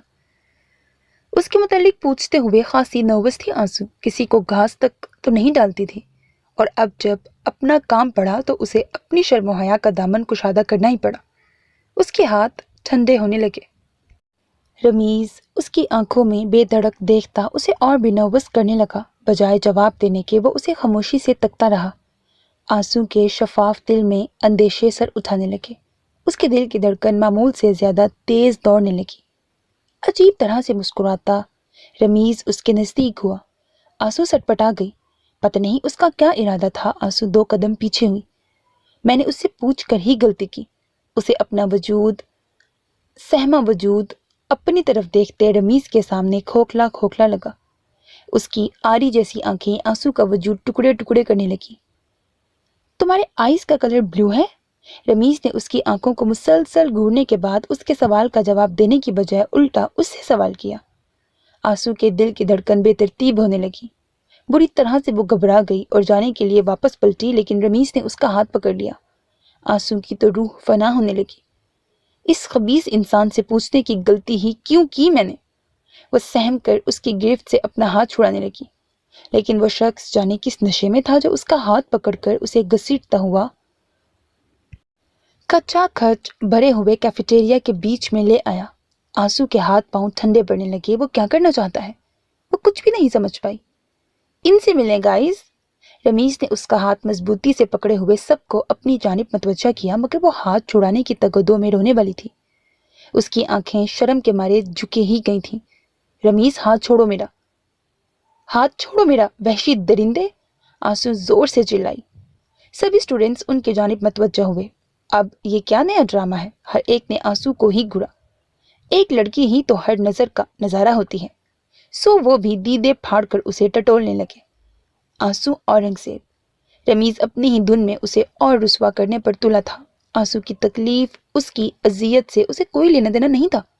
जानते हैं ना आप सब इन्हें, रमीज का लहजा बता रहा था, वो आंसू का मजाक बना रहा है, सबके सामने उसे रुस्वा कर रहा है, इतने हजूम में। शर्म के मारे आंसू जमीन में गड़े जा रही थी और साथ साथ उसकी मिन्नत कर रही थी, रमीज हाथ छोड़ दो मेरा। वो फिर से चिल्लाई, लेकिन रमीज पर तो जैसे कोई भूत सवार था। वो उसे शर्मिंदा करता ही गया, वो उसकी इज्जत का तमाशा बनाता ही गया। उसकी शराफत और पर्देदारी के चर्चे पूरी यूनिवर्सिटी में मशहूर हैं। उसके चेहरे से अब खपासत टपक रही थी। आंसू की आंखें आंसुओं से भीग चुकी थीं। आखिर वो उसे सबके सामने तमाशा क्यों बना रहा है? वो उसका मजाक क्यों उड़ा रहा है? वो मुसलसल हाथ छुड़ाने की कोशिश कर रही थी। साथ ही उसका चेहरा भी अब आंसुओं से तर हो चुका था। वो इंसान जाने किस बात का बदला उससे ले रहा था, कौन सी भड़ास निकाल रहा था। वो शदीद सदमे में थी। लेकिन ये बीबी अंदर ही अंदर साइम शाह से चक्कर चलाने में लगी है और आज उसके यूनिवर्सिटी ना आने पर इन्हें उसकी फिक्र सताने लगी है।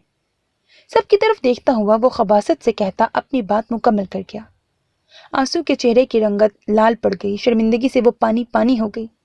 कितना घटिया जहनियत का इंसान था वो, और उसके साथ साथ वो भी जो तमाशाई बने उस जलील खेल को देखकर अपनी आंखें सेक रहे थे। उसके मासूम चेहरे के पीछे किसी बदचलन का चेहरा खोज रहे थे। वो सभी तालीम याफ्ता थे, लेकिन तरबियत याफ्ता हरगिज़ नहीं। जिन नजरों को झुक जाना चाहिए था, जिन हाथों को बचाने के लिए उठना चाहिए था, जिन चेहरों को गैरत के मारे सुर्ख पड़ जाना चाहिए था, जिनके जिस्म में दौड़ते खून को खोल जाना चाहिए था, वैसा तो कुछ भी नहीं था वहां। काबिले रहम थी आंसू। आज उसके नाम का एक एक हर्फ अपना मायने पा चुका था। नामों का असर होता है इंसान की शख्सियत पर। तभी हर माँ बाप की ख्वाहिश होती है कि उसके बाग में खिलने वाला फूल मुनफरिद नाम से पुकारा और जाना जाए। तो फिर आंसू के साथ ये मुकद्दर का कैसा इंसाफ था जो उसका नाम आंसू रखकर उसे आज कई मुनफरिद नामों के चेहरों के बीच आंसू आंसू कर चुका था। नाम का इतना गहरा असर, इतना मुनफरिद हो जाना, इतना जाने जाना, इस कदर पहचाने जाना, सबसे जुदा, सब में अछूता बन जाना, क्या दुरुस्त मानना था लोगों का? नाम का शख्सियत पर असर होता है। आंसू का दिल बैठने लगा, उसका सर चकराने लगा। बमुश्किल वो खुद को अपने पांव पर खड़ा रख पाई। तुम क्यों नहीं हो साइम आज? तुम्हें मैं कभी माफ नहीं करूंगी। एक तुम्हारा नाम जो मेरी रुसवाई की वजह है, एक मेरा नाम जो तुम्हें अब कभी इज्जत नहीं दे पाएगा। ख्यालों ही ख्यालों में साइम से शिकवा करते हुए आंसू ने अपने गिरते वजूद को एक बार फिर संभाला। उन तमाशाइयों के सामने वो कैसे टूट कर रेजा रेजा हो सकती थी। उसने खुद को मजबूत किया। रमीज की बकवास पर कुछ मन चले आंसू के किरदार पर जुमलेबाजी करने लगे। क्यों मैडम, हम तो आपको देवी समझ रहे थे, लेकिन ओहो, अब दिल कौन सा शर्मो हया देखता है यार। वैसे शुरुआत साइम नहीं की होनी, बीबी तो ऐसा करती मालूम नहीं होती। गर्ज जितनी जबानें उतनी बकवास आंसू को बर्दाश्त करनी पड़ रही थी। उसकी इतनी ज्यादा तजलील करने के बाद रमीज ने उसका पकड़ा हाथ छोड़ दिया और बाकी ओबाश लड़कों के साथ मिलकर उस पर फिक्रेबाजी करने लगा। उसका पारा चढ़ने लगा। उसकी मासूमियत और पाक दामनी का इस कदर मजाक उड़ाया गया है और वो खामोश बैठी रहे, उसको गवारा नहीं था। उसने खुद को संभाला और आगे बढ़ी जहां रमीज खड़ा उस पर फिक्रेबाजी करने वालों में पेश पेश था। अपनी सारी हिम्मत जमा करके उसने एक जोरदार थप्पड़ उसके मुंह पे रसीद किया और पलटकर एक नजर सब पे डाली। उससे इतनी हिम्मत शायद वहां कोई एक्सपेक्ट नहीं कर रहा था। सभी को शौक लगा। अपनी हद में रहो तुम सब, समझ गए? आंसुओं से भीगी आंखों में अंगारे लिए वो सबको वार्न करती कैफेटेरिया से बाहर निकल गई। उसके जाने के बाद भी सब खामोश खड़े रमीज को तकते रहे। वो गुस्से से लाल पीला होता उन सब के बीच से निकलकर बाहर चला गया। جاتے جاتے آنسو اس کے لیے بھی اس پل کو یادگار بنا گئی تھی۔ اس کا مارا تھپڑ وہ کبھی بھلا نہیں پائے گا، اسے پورا یقین تھا۔ کوئی نہیں جانتا تھا اس کے شیطانی ذہن میں اب کیا چل رہا ہے۔ اس جیسے کمینے لوگ بدلے کی آگ میں جلتے رہتے ہیں اور انہیں تب تک سکون نہیں ملتا جب تک وہ اپنے بدلے کی آگ ٹھنڈی نہ کر لیں۔ اور جو کچھ اس نے آج آنسو کے ساتھ کیا تھا وہ اس کا کمینہ پن جاننے کے لیے بہت تھا۔ البتہ آنسو نے عقل مندی کا ثبوت دیا اور مزید یونیورسٹی میں رکنے کی بجائے ڈرائیور کو کال کی اور جلد ہی یونیورسٹی سے گھر چلی گئی۔ اینجل کو تم سے کوئی بات نہیں کرنی، تم بہت برے ہو۔ سمر کا جسم ضرور اس کی قید میں تھا لیکن وہ بولنے میں صحیح الفاظ کا استعمال کرنے سے قاصر تھی۔ کافی غصے میں وہ بیڈ سے اتر کر باہر جانے لگی۔ رات کا جانے کون سا پہر تھا جب جم کو اپنے کندھے پر کسی چیز کے چبھنے کا احساس ہوا۔ ایک دم اس نے آنکھیں کھول دی۔ سمر کے روپ میں وہ اس کے کندھے پر جھکی ہوئی تھی۔ خوف کے مارے اچھل کر جم بیڈ سے نیچے اترا۔ کہیں وہ کسی ویمپائر کے خاندان سے تو نہیں کہ اتنی رات گئے اسے اپنے ناخنوں سے کھرچ رہی تھی۔ سنسناہٹ اس کے پورے جسم میں دوڑ گئی۔ تم تو اب کبھی بھی کسی بھی وقت میرے پاس آ سکتی ہو، مجھے بہت زیادہ محتاط رہنے کی ضرورت ہے۔ وہ زیر لب بڑبڑایا تھا جبکہ وہ اس کے اس طرح اچھل کر دور جانے پر ناراض ہوئے کچھ ہی دور کھڑی اسے ہی گھور رہی تھی۔ مائی اینجل، مائی لائف، مجھے پتہ ہی نہیں چلا وہ تم ہو۔ I am sorry. اس کی ناراضگی ختم کرنے کے لیے وہ حد درجے طمانینت سے بولا۔ خود کو معصوم ظاہر کرتا وہ بڑے ہی پیار سے اسے منانے لگا۔ کچھ بھی ہو، ہے تو وہ ایک بدروح، اگر وہ بھڑک گئی تو اس کا خون پل بھر میں پی کر اس کا قصہ ختم کر دیتی۔ جم نے سوچا اگر وہ اس وقت یوں ناراض ہو کر باہر گئی تو ضرور اپنا غصہ کسی اور انسان پر اتارے گی، کیونکہ وہ ایک ویمپائر کی روح ہے، اسی لیے وہ انسانی خون سے اپنا دل بہلائے گی، اور اگر اس نے ایسا کیا تو اس کی حیوانیت کو تسکین ملے گی اور پھر وہ اسے بھی کسی وقت بھی اپنا نشانہ بنا سکتی ہے۔ اسے باہر جانے سے روکنا ہوگا مجھے، ابھی کہ ابھی کچھ بندوبست کرنا ہی ہوگا۔ وہ سوچتے ہوئے اس کی طرف بڑھا اور بڑے ہی پیار سے اسے دیکھا۔ اس کی چاہت بھری نظر سے وہ پگھلنے لگی اور اس کی اور بڑھنے لگی۔ میرا اینجل مجھے معاف نہیں کرے گا، دیکھو مائی لائف، میں معافی مانگ رہا ہوں۔ اپنے کان پکڑے وہ اسے بغور دیکھے گیا۔ آخرکار اسے جم پر ترس آ ہی گیا اور وہ مسکرانے لگی۔ اینجل نے اپنی لائف کو معاف کیا۔ غلط الفاظ کا چناؤ کرتے اس نے جم کو معافی دی، لیکن جم کے لیے اتنا ہی بہت تھا کہ وہ اسے معاف کر چکی ہے۔ اس نے سکھ کا سانس لیا۔ خوش ہوتے وہ اس تک آئی، اس کا ارادہ جم بھانپ گیا۔ اس کی خون کی پیاسی تو وہ ابھی نہیں ہوئی تھی مگر اس کی خوشبو اسے بے گل کرنے لگی تھی۔ اس کی باہوں کے گھیرے میں وہ خود کو سمیٹے جم کے بالکل ہی نزدیک آ گئی تھی۔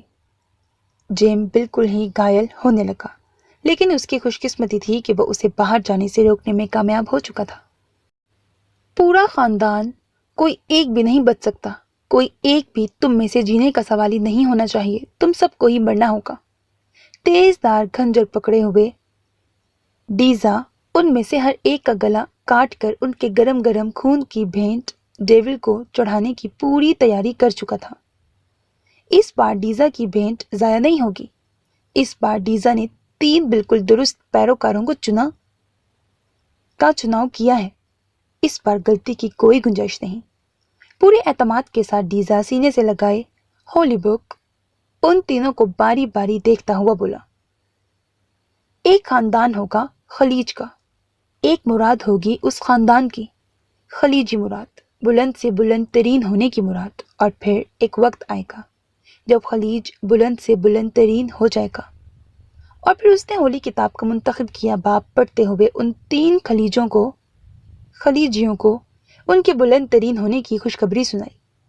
انڈر گراؤنڈ بنے اس تہخانے کے بارے میں صرف 2 ہی لوگ جانتے تھے، جن میں سے ایک وہ خود تھا اور ایک وہ جس کے خاندان کے 3 لوگوں کی قربانی اس وقت وہ دینے والا تھا۔ تم رحم کرو ہم پر، جو تم کرنے جا رہے ہو ڈیزا، ایسا کرنا گناہ ہے، تم غلط کر رہے ہو، بالکل غلط۔ بوڑھی عورت اس سے رحم کی بھیک مانگ رہی تھی جو ایک سفاک اور بے رحم درندہ بن چکا تھا۔ تم بخشی جاؤ گی بڑھیا، تمہاری خون کا ایک قطرہ بہتے ہی तुम्हारा वक़ार बढ़ जाएगा, नामी गरामी बन जाओगी तुम, नामी गरामी। शैतानी मुस्कुराहट सजाए डीजा बुढ़िया की तरफ बढ़ा। बेबस बुढ़िया की आंखों में खौफ की गहरी परछाई उभरी। उसका बूढ़ा और लागिर बदन कपकपाने लगा। बेचारी बुढ़िया की पेशानी पसीने से भर गई। डीजा के तेज धार खंजर की चमक किसी नए शिकार के ताज़ा ताज़ा खून से रंगने के लिए बेताब थी। बुढ़िया, क्या ख्याल है, शुरुआत तुमसे ही क्यों ना की जाए? तुम मौतबरियत के आला दर्जे पर फाइज होना तो चाहोगी ना? डेविल की नज़र में खुद को ऊंचा करने का इससे अच्छा मौका तुम्हें नहीं मिलेगा। बस थोड़ी हिम्मत करो और तुम नामी गरामी हो जाओगी, जैसा कि तुम्हारी ख्वाहिश थी, जैसा कि तुमने अपनी जवानी में चाहा था। और तब से अब तक एक यही ख्वाब तो तुम्हारे लिए सबसे बड़ा ख्वाब था। उसकी झुर्रियों से बड़ी गर्दन पर डीजा अपना तेजधार खंजर रख चुका था। अलविदा, शैतानियत के आला रुतबे पर खुश आमदीद। और ऐसा कहने के साथ ही वो बुढ़िया की गर्दन पर खंजर चला चुका था। गरम गरम खून बुढ़िया की गर्दन से बहकर नीचे रखे टब में गिरने लगा। उसकी गर्दन एक तरफ ढलक गई थी। बाकी दो जिंदा वजूदों ने अपनी आंखें जोर से बंद की हुई थी। ऐसा कराहियत ज़दा मंजर देखकर कोई जीने का तसव्वुर भी नहीं कर सकता था। फिर वो तो खलीजी खानदान के वो पैरोकार थे जो किसी को जरा सी चोट भी पहुंचाना गुनाह समझते थे, लेकिन अपनी एक ख्वाहिश का कफारा उन्हें आज भरना पड़ गया था। वो तीनों लोग हमेशा जिंदा रहना चाहते थे, नाकाबिले फरामोश होना चाहते थे, नामी गरामी बनने का सपना लिए जीते रहे थे। उनकी दुआओं में अगर कोई अर्जी होती तो बस यही कि हम खलीज को नामवर कर दें, हमें मोतबर बना दे, नाकाबिले फरामोश कर दे। पहली कुर्बानी पूरी हुई। डीजा की शान बुलंद हुई। डेविल का नाम ऊंचा हुआ। सर झुकाए प्रे करता हुआ वो खंजर को सामने ऊंचे से सतून पर रख चुका था। जहां उसकी भेंट कबूल होते ही डेविल को जलवा अफरोज होना था। खून का भरा टब लेकर वो आगे बढ़ा और उसे भी उस ऊंचे सतून पर रख दिया। जब इंसान अपनी ख्वाहिशात के पीछे आंखें बंद करके भागता है और भागता ही चला जाता है, तो एक वक्त ऐसा आता है कि उसकी बिल्कुल हिम्मत मारी जाती है। सही और गलत की तमीज करना उसके बस में नहीं रहता। अच्छा बुरा परखने की हिस्स अपना काम करना बंद कर देती है। गलत बिल्कुल दुरुस्त लगने लगता है। बुराई अच्छाई का रूप धार लेती है। गुनाह को गुनाह कहने की तौफीक छीन ली जाती है। खुद फरेबी के ऐसे भंवर में इंसान घूमता चला जाता है जहां से बाहर निकलने का कोई रास्ता उसे नहीं मिल पाता। और खलीज भी एक ऐसे ही भंवर में फंस चुके थे। डीजा कुछ देर सर झुकाए उस सतून के सामने यूं ही ताजीम से बैठा रहा और फिर अपनी जगह से उठा। उसकी आंखों में अब खून उतरा हुआ था। उसकी पहली भेंट डेविल कबूल कर चुका था। डीजा का हौसला और भी बढ़ गया। अब वो इंसान कहलाने के लायक नहीं रहा था, लेकिन उसे परवाह ही कब थी। उसे तो डेविलिश बनना था। शैतानियत का राग अलापना था। डेविल के नाम को बुलंद करना था। तुम दोनों में से कौन चाहेगा अब मोतबर होना? एक नजर उठाकर उन दोनों की तरफ देखा जिनका खून पहले ही खुश्क हो चुका था। खौफ से आंखें फटी हुई थी। डीजा, हमें एक साथ कत्ल कर दो, हमारी गर्दनों पर खंजर चला दो, मगर हमें एक दूसरे से जुदा हरगिज नहीं करना। हमें मौत भी जुदा नहीं कर सकती। दोनों वजूदों ने एक दूसरे का हाथ थामे जमीन पर दो जानों बैठे डीजा से अपनी आखिरी ख्वाहिश का इजहार किया। डीजा को कोई एतराज नहीं। वैसे भी डीजा मरने वालों की आखिरी ख्वाहिश का बहुत एहतराम करता है। ऐसा कहते हुए उसके चेहरे से शैतानियत टपक रही थी। डेविल को चढ़ाने के लिए दो भेंट एक साथ पहली बार ही हो रहा होगा और मुझे फक्र है कि ऐसा करना मेरे ही हाथों होगा। वो वापस मुड़ा और चंद कदम चलकर वापस सतून के पास पहुंचा। मेरी भेंट कबूल करना माय डेविल, ताजीम से कहता उसने सर को सतून के आगे झुकाया और फिर सतून पर रखा खंजर उठाया। उसके पीछे कुछ कदम दूर बैठे वो दोनों वजूद खौफ से कांपे, मगर एक दूसरे का हाथ मजबूती से पकड़े रखा। खंजर को कपड़े से रगड़ते हुए डीजा ने उस पर पहले खून के छींटे साफ किए और हाथ में पकड़े उनकी तरफ बढ़ाया। तुम्हारी नियत कबूल हुई, तुम्हारी आखिरी मुराद कबूल हुई, तुम मोतबर हुए, तुम्हारा नाम बुलंद से बुलंद हुआ। मुंह में दुआया कलमात पढ़ता वो उन दोनों के सर के बिल्कुल पास खड़ा हुआ और खंजर को एक की गर्दन पर रखा। अपनी नजर सामने सतून की तरफ की और खंजर को तेजी से एक की गर्दन पर फेरता दूसरे की गर्दन पर भी चला दिया। दोनों के गले कट गए اور گرم خون پاس رکھے ٹبوں میں گرنے لگا۔ شیطانیت کا کھیل پورا ہوا۔ فخر سے چلتا ڈیزا ستون کے پاس آیا، خنجر کو واپس ستون پر رکھا اور پرسکون انداز میں اپنا سر جھکائے تعظیم سے زمین پر دو زانوں بیٹھ گیا۔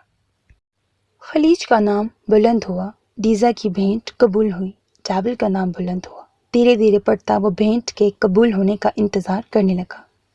حال سے منسوب آرجین کے جنگلات میں جتنی اچانک آگ بھڑکی تھی اتنی ہی اچانک ختم بھی ہو چکی تھی۔ کوئی نہیں جانتا تھا کہ آگ لگنے کی اصل وجہ کیا تھی اور اب اچانک ہی وہ کیسے ٹھنڈی پڑ گئی۔ کوئی انہونی ہوئی یا کوئی جادو ہوا جو اتنے بڑے پیمانے پر لگی آگ یوں چٹکیوں میں بجھ گئی۔ سائنس کی منطق تو سمجھو، تبھی میں تمہیں سمجھا سکتا ہوں۔ ہارورڈ یونیورسٹی کا ریسرچ اسکالر اپنے ساتھی اسکالر سے بحث میں الجھا ہوا تھا۔ وہ دونوں آگ لگنے اور پھر اس کے اچانک ہی اس طرح ٹھنڈے پڑ جانے کو سائنسی تحقیق کے مطابق ثابت کرنا چاہ رہے تھے، لیکن ساتھ ہی دونوں ہی اپنے اپنے نظریے پر بھی ڈٹے ہوئے تھے، جس کی وجہ سے ان کی بحث لمبی ہی ہوتی جا رہی تھی۔ پورے جنگل میں اتنی دیر کے لیے آکسیجن گیس اپنا وجود رکھتی ہی نہیں تھی۔ اگر وہاں اس وقت تھوڑی سی آکسیجن بھی موجود ہوتی تو ہمارا یہ ریکٹر اسکیل اس گراف میں اسے ضرور دکھاتا۔ گراف دکھاتے ہوئے ساتھی اسکالر کو ایسا ثابت کرنے کی جیمز نے پھر ایک کوشش کی جو اس کی منطقی بات ماننے سے بالکل انکاری تھا۔ ہوش کرو جیمز، کیا تم مجھے الو سمجھتے ہو؟ اتنا بڑا جنگل، اتنے جاندار انواع اقسام کی مخلوقات، اور تمہارا کہنا ہے کہ کچھ سیکنڈ کے لیے ان میں سے کوئی ایک بھی نہیں جی سکا تھا؟ چند سیکنڈ ہی کے لیے، مگر ان سب کی موت واقع ہوئی تھی۔ کیا مذاق ہے یہ؟ لمحے بھر کو کوئی چیز مر کر دوبارہ سے جی اٹھی؟ کبھی کسی مردے کو تم نے زندگی کی طرف لوٹتے دیکھا ہے؟ ساتھی اسکالر مسلسل اس کے غلط ثابت کرنے کی کوشش کر رہا تھا۔ جیمز کا دماغ اس کے بار بار کے انکار سے پک چکا تھا، وہ اسے اب بمشکل ہی جھیل پا رہا تھا۔ تمہیں نہیں ماننا تو مت مانو، مگر حقیقت یہی ہے، اور میں اسی پر اپنا اگلا ریسرچ پیپر لکھنے والا ہوں۔ سنا تم نے؟ اگر تم نے میرا ساتھ نہیں دینا تو پھر تم بھاڑ میں جاؤ، اس سے زیادہ تمہارے ساتھ میں اپنا دماغ نہیں ضائع کر سکتا۔ اچھا خاصا ساتھی اسکالر کو سناتے ہوئے جیمز لیبارٹری سے باہر نکل گیا۔ اس سے کیا ہوا ہے؟ کچھ زیادہ ہی غصے میں لگ رہا ہے۔ کہیں پھر تو اس کی گرل فرینڈ اسے دھوکہ دے کر نہیں بھاگی؟ ہمیشہ کی طرح اسمائل کرتا وہ لیبارٹری میں داخل ہوا۔ اس نے پنک کلر کا لیب کوٹ پہن رکھا تھا۔ اس کے ہاتھ میں کچھ تصویریں تھیں جن پر کسی اور زبان میں کچھ تحریر تھا۔ انہیں بڑی عقیدت سے اس نے چوما اور پھر اپنے سامنے والی وال پر چسپاں کر دیا۔ اس کے لیے یہ نیا کمپارٹمنٹ تھا جو اسے آج ہی الاٹ ہوا تھا۔ اب یہیں اسے روزانہ اپنا کام کرنا تھا۔ اس کے بعد وہ اس ساتھی اسکالر کی طرف فرصت سے متوجہ ہوا جس سے تپ کر ابھی ابھی جیمز باہر نکلا تھا۔ خدا تم پر اپنی رحمت کرے، اس نے ویسے ہی اسمائل کرتے چہرے پر سجائے جسے وہ لیبارٹری میں داخل ہوا تھا۔ ساتھی اسکالر کی طرف اپنا ہاتھ بڑھایا۔ سائم شاہ، میں نے پچھلے ہفتے ہی جوائن کیا ہے، کئی بار تمہیں یہاں آتے جاتے دیکھا ہے، مگر پہلی بار ہماری بات ہو رہی ہے۔ شائستہ انداز میں ساتھی اسکالر کو اپنا تعارف کرواتے وقت بھی وہ مسلسل اسمائل کرتا رہا۔ اس کا تعارف سن کر ساتھی اسکالر کے چہرے کے تاثرات بدلے۔ مجھے کشن کہتے ہیں، کشن کپور، میں تمہارے پڑوسی ملک سے ہوں۔ پھر اس نے ذومعنی انداز میں سائم شاہ کو دیکھا اور پھر نہایت ہی ٹھنڈے انداز کے ساتھ اس کا بڑھایا ہاتھ تھام کر اسے ہاتھ ملائے۔ سائم شاہ نے اسے بس مسکرا کر ہی دیکھا۔ پڑوسی ہونے کے باوجود تمہارے ملنے میں گرم جوشی نہیں، شاید پڑوسی ہونا تمہیں پسند نہیں۔ سائم شاہ طبیعت کا کھرا انسان، وہ کہاں چپ رہنے والا تھا۔ اگر اس نے اپنا پڑوسی ہونا اسے جتایا تھا تو وہ بھی اسے بتا چکا تھا کہ اس کا واسطہ جس پڑوسی سے پڑا ہے وہ بھی کیا چیز ہے۔ ارے نہیں، ایسا کچھ نہیں، ہمیں اب یہاں ساتھ ساتھ کام کرنا ہے، تو پھر پسند ناپسند کیسی؟ کشن کا بات کرنے کا انداز آغاز سے لے کر ابھی تک مسلسل سائم کو پنچ کرنے والا تھا، لیکن سمجھداری کے ساتھ سائم اسے بہت ہی لائٹ لے رہا تھا کیونکہ وہ کوئی بیکار کا درد سر نہیں پالنا چاہتا تھا۔ تم مجھے ضرور پسند کرو گے اگر واقعی میری خوبیوں پر نظر رکھ سکے تو۔ ویسے ہی اسمائل کرتے سائم شاہ نے اسے لاجواب کر دیا۔ لیبارٹری کا گرم ماحول ایک ہی پل میں سرد پڑ گیا۔ اس سے پہلے کہ وہ اپنا ازلی پن سائم کو دکھاتا، سائم نے جنگل کی طرح آگ سلگانے والی آکسیجن سلب کر لی۔ پرانا محاورہ ہے، تالی دونوں ہاتھوں سے بجتی ہے۔ اگر اس کے گرما گرم باتوں کے جواب میں سائم شاہ بھی گرمی دکھاتا तब तो आग भड़कनी ही थी, लेकिन फिलहाल साइम शाह ने भड़कती हुई आग पर पानी डालकर उसे भड़कने से पहले ही बुझा दिया। उसका मुंह बंद कराने के बाद साइम शाह वापस अपने काम में लग गया। हाँ, क्यों नहीं? साइम की बात के जवाब में वो बहुत ही आहिस्ता से बोल पाया था। तो ठीक है, फिर अपना काम शुरू करो। अभी तुम्हें अपनी मंतक भी जेम्स को साबित करनी है। साइम शाह को जेम्स और उसके बीच की बहस का पता था। वो दोनों कल शाम से ही इस बहस को लेकर बैठे हुए थे। अब तक तो लेबोरेटरी का पियून भी उनके बीच की बहस के बारे में बड़ी अच्छी तरह जान चुका था। हाँ, बस मैं वही कर रहा हूँ। साइम शाह का अंदाज उसे मात दे चुका था। वो अब कुछ भी उसको जता नहीं रहा था। ऐसी थी एशले के खानदान की कहानी। वो चंद ही खलीजी थे जो इतने बहादुर, इतने निडर थे। फादर ने एशले की कहानी मुकम्मल करके एसल की तरफ देखा, जो अजीब शशोपंच का शिकार था। ऐसी कुर्बानियां, ऐसी भेंट, डेविल, डीजा, उसे किसी हॉरर मूवी की कहानी जैसा लगा था सब कुछ। वो तो गड़बड़ा कर ही रह गया था। 21वीं सदी और ये कहानियां उसे बिल्कुल भी यकीन नहीं हुआ, लेकिन वो फादर के सामने बिल्कुल खामोश बैठा रहा।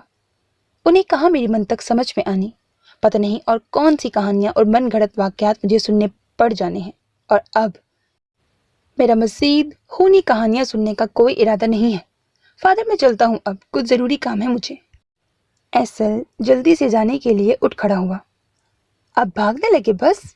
तुम नौजवान नस्ल की यही कोताही है। ना कभी अपनी पुरानी रवायात को जानने की कोशिश करते हो, ना ही उनका एहतराम। उसके एकदम से उठने पर फादर सीख पा हुए, नो फादर, मुझे तो बस कुछ ज़रूरी काम था, वरना मैं ज़रूर आपके पास बैठता। मुझे पुरानी रवायतों से बहुत लगाव है, मैं जान छुड़ाकर भागने वालों में से नहीं। एसल ने उन्हें ठंडा करने की अपनी सी कोशिश की। एशले मेरी अपनी बेटी नहीं है।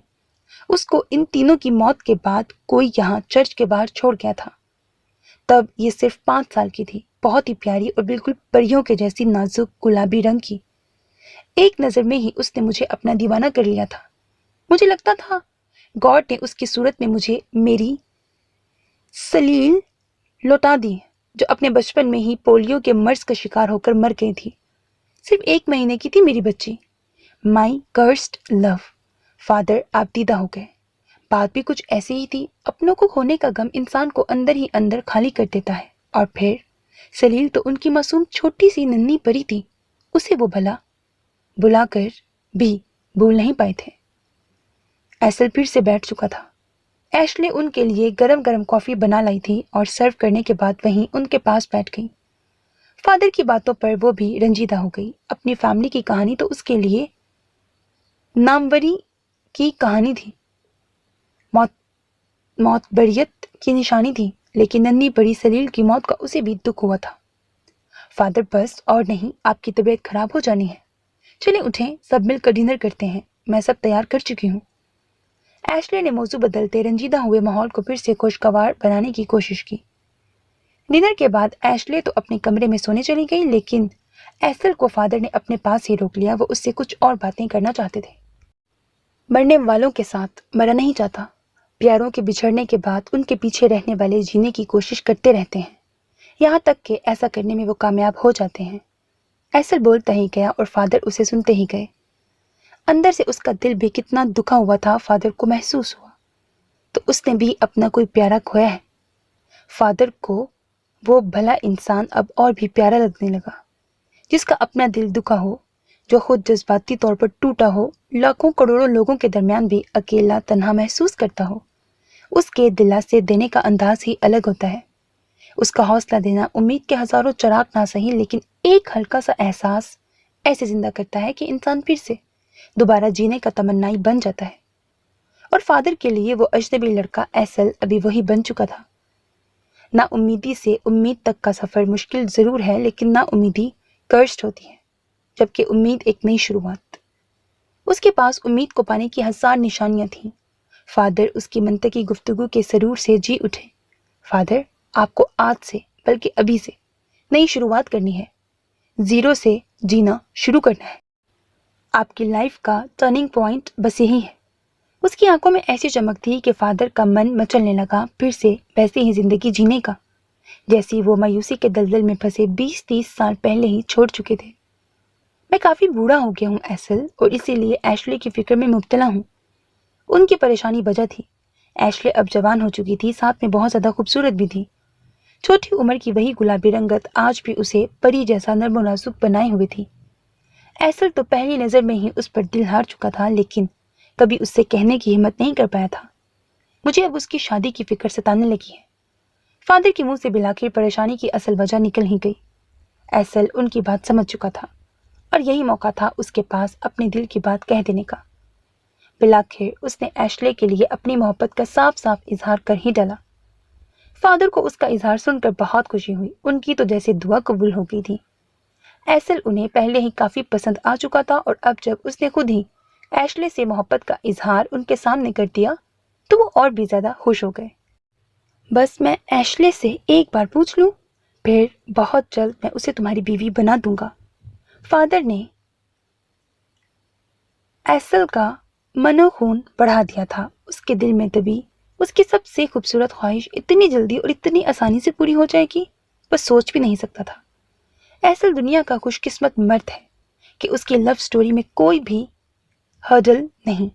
बहुत जल्द एशले मेरी होगी, मेरी बाहों में सिमटी हुई, मेरी धड़कनों में समाई हुई, मेरी पनाहों में जीती हुई। अपने दिल की धड़कनें संभालते एसल ने फादर से इजाजत चाही और एशले के घर से निकल गया। लेकिन क्या उसकी लव स्टोरी में वाकई कोई हर्डल नहीं है? उसे अभी पता ही कब था उसकी महबूबा पर कोई और फरीफ्ता है। इसका तो किसी को पता नहीं था। एंजल को तुमसे कोई बात नहीं करनी। तुमने एंजल को हर्ट किया है। एंजल अब तुम्हें नहीं छोड़ेगा।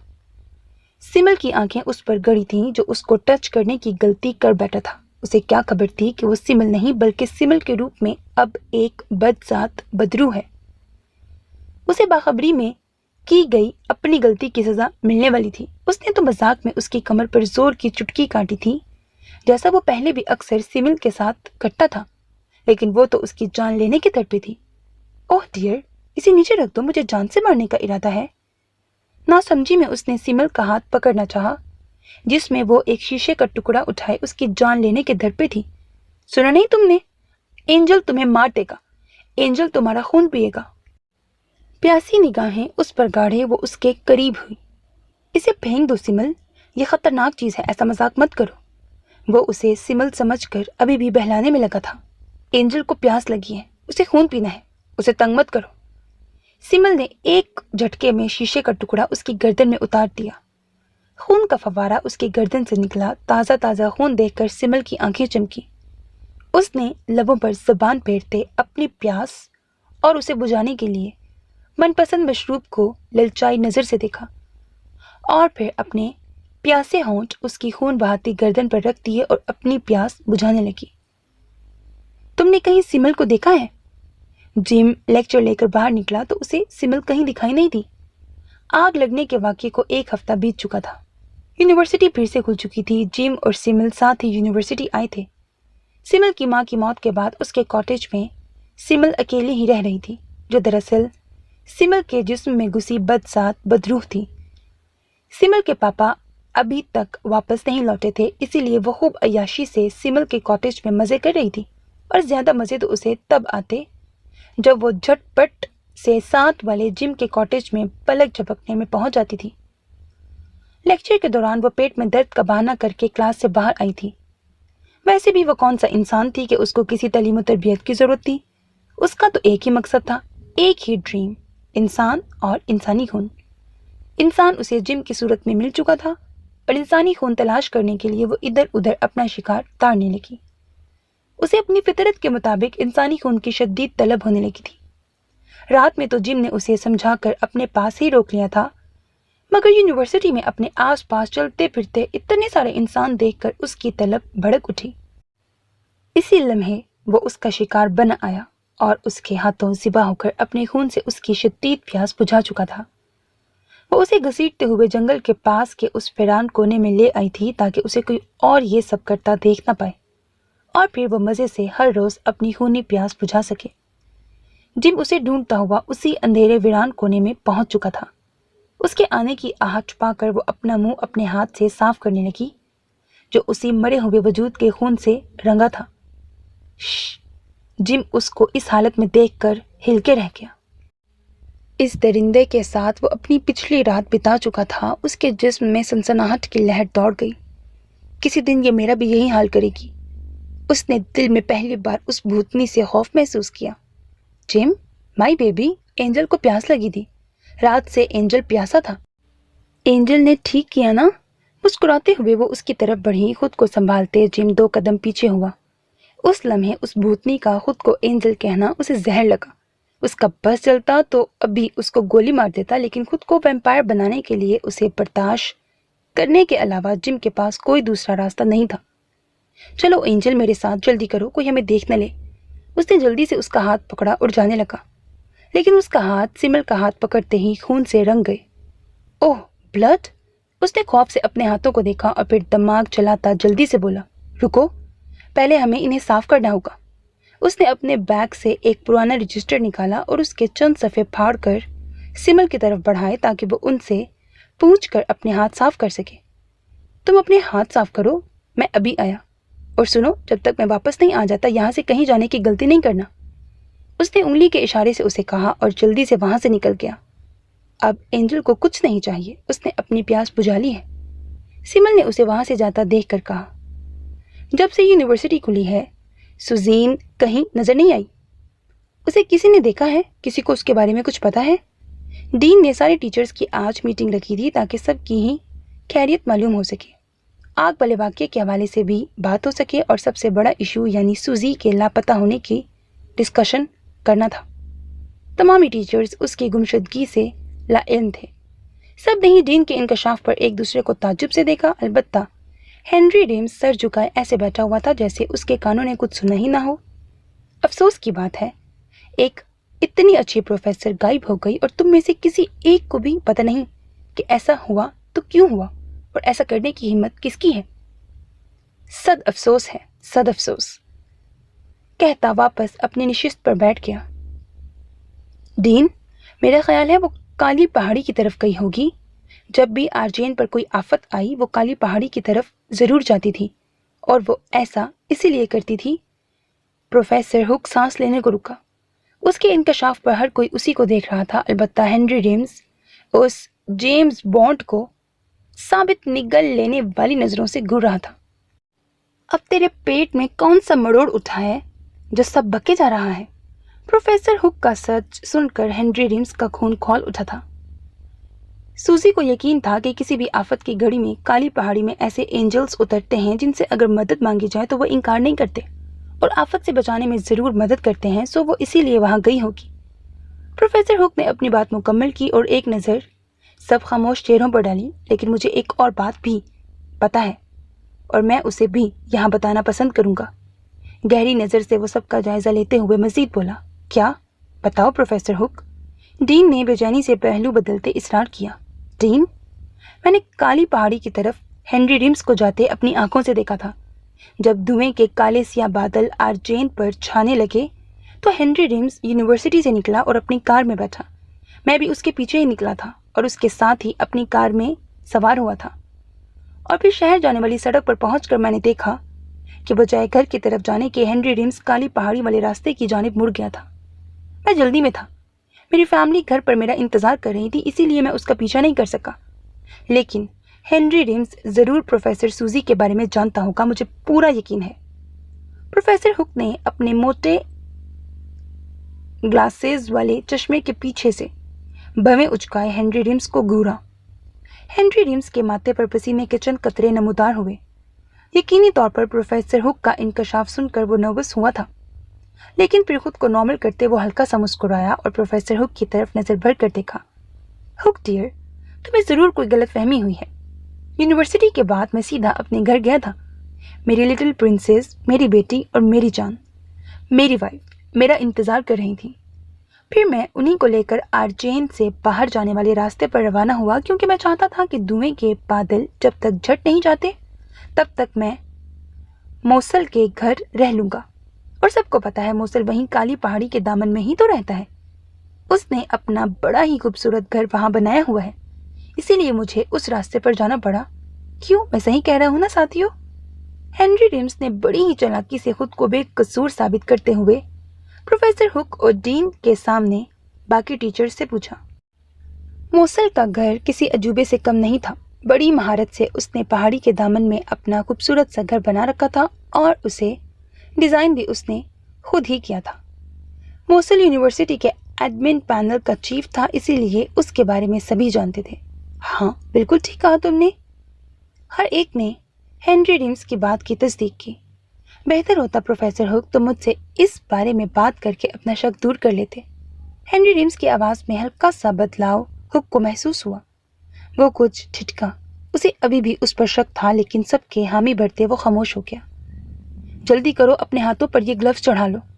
जिम लेबोरेटरी से भागकर ग्लव्स उठा लाया। सिमिल के हाथ अच्छी तरह साफ नहीं हुए थे, इसीलिए जिम ने उसे ग्लव्स दिए ताकि वो उन्हें पहन ले और उसके फिंगरप्रिंट्स भी किसी दीवार, किसी दरवाजे पर ना मिले।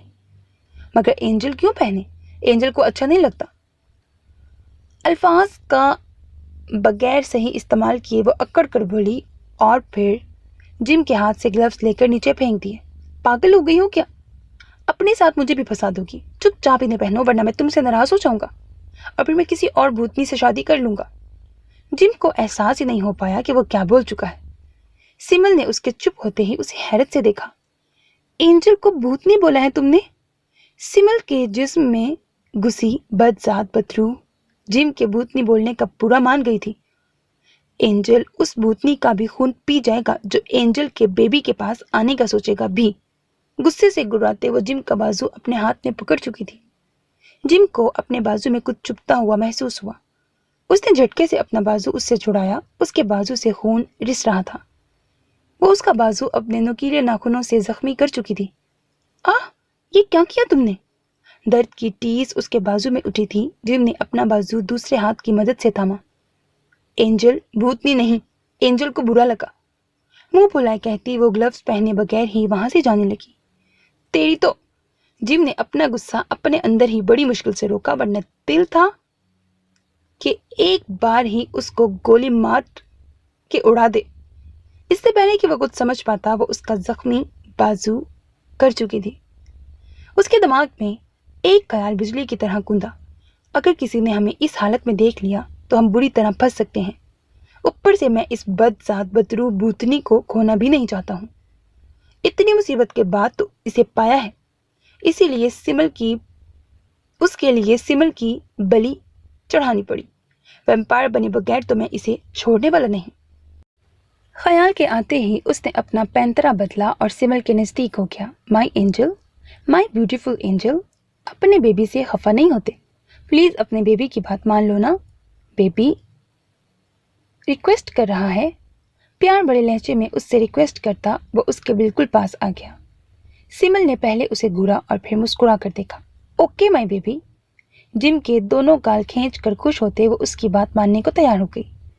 जिम ने गाल खींचने की तकलीफ सहते हुए उसे खुश करने को वैसे ही मुस्कुराते हुए देखा जैसे उसने जिम को देखा था।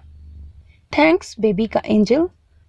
फिर उसे और खुश करने की खातिर उसके चीक्स पर किस भी दे डाली। सिमल को और क्या चाहिए था? वो खुशी से भूले नहीं समाई। उसका महबूब खुद उसे अपनी मर्जी, अपनी चाहत से चूम रहा था। उसे और क्या चाहिए था? पल भर में एक साया उनके बीच से गुजरा, लेकिन वो दोनों ही उसे नहीं देख पाए थे। तुम्हें खुशी नहीं हुई एशले, ये जानकर कि मैं तुमसे बेपनाह मोहब्बत करने लगा हूँ? मुझे तुम अपने आसपास ही दिखाई देती हो, मेरे दिल में बसी हो, मेरे बहुत ही करीब। तुम मेरी जान हो Ashley. Acyl love you so much my princess, माई ऐश। जरूर मैं कहता, वो उसके बेपनाह करीब था। एशले बस शर्मा कर ही रह गई। एसल और एशले यूनिवर्सिटी कैफेटेरिया में बैठे थे। एसल ने एशले को कल रात की सारी बातें बता दी थीं जो फादर और उसके बीच हुई थीं, और ये भी कि फादर भी एशले की शादी उससे करने पर राजी हैं। क्या तुम सच कह रहे हो एसल? यार मेरी बात सुनो, मेरी बस हो गई है। मेरे पास कोई अल्फाज नहीं है। मुझे माफ कर दे आप लोग सारे, मुझे छुट्टी दे दें। मैं इस दुनिया से छुट्टी चाहता हूँ। आप नहीं जज्बाती ना।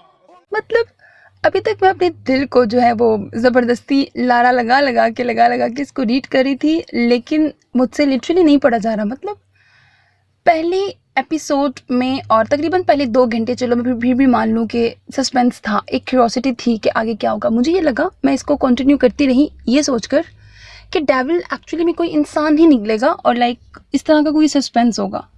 अल्लाह अल्लाह, वो तो सच्ची में कोई ऊपर की खलाई मखलूक निकल आई है। तो इतना फिक्शन नॉवल जो है वो मुझसे तो पढ़ा ही नहीं जा रहा, इतनी बोंगियाँ चल रही हैं, खून पिया जा रहा है, बलि दी जा रही है, मैं नहीं पढ़ सकती। बस मेरी बस हो गई है, मैं इसको यहीं रोक रही हूँ। मस्ती कर रहे हैं, उतना तो बाद आ जा, तू बड़ी राम मौत मना है। अल्लाह भला करे आप लोगों का, और जिससे मर्जी रिक्वेस्ट करके पढ़ा लो, मैं नहीं इससे आगे पढ़ सकती। मतलब मुझसे पढ़ा ही नहीं जा रहा, मेरे मुंह से अल्फाज नहीं निकल रहे।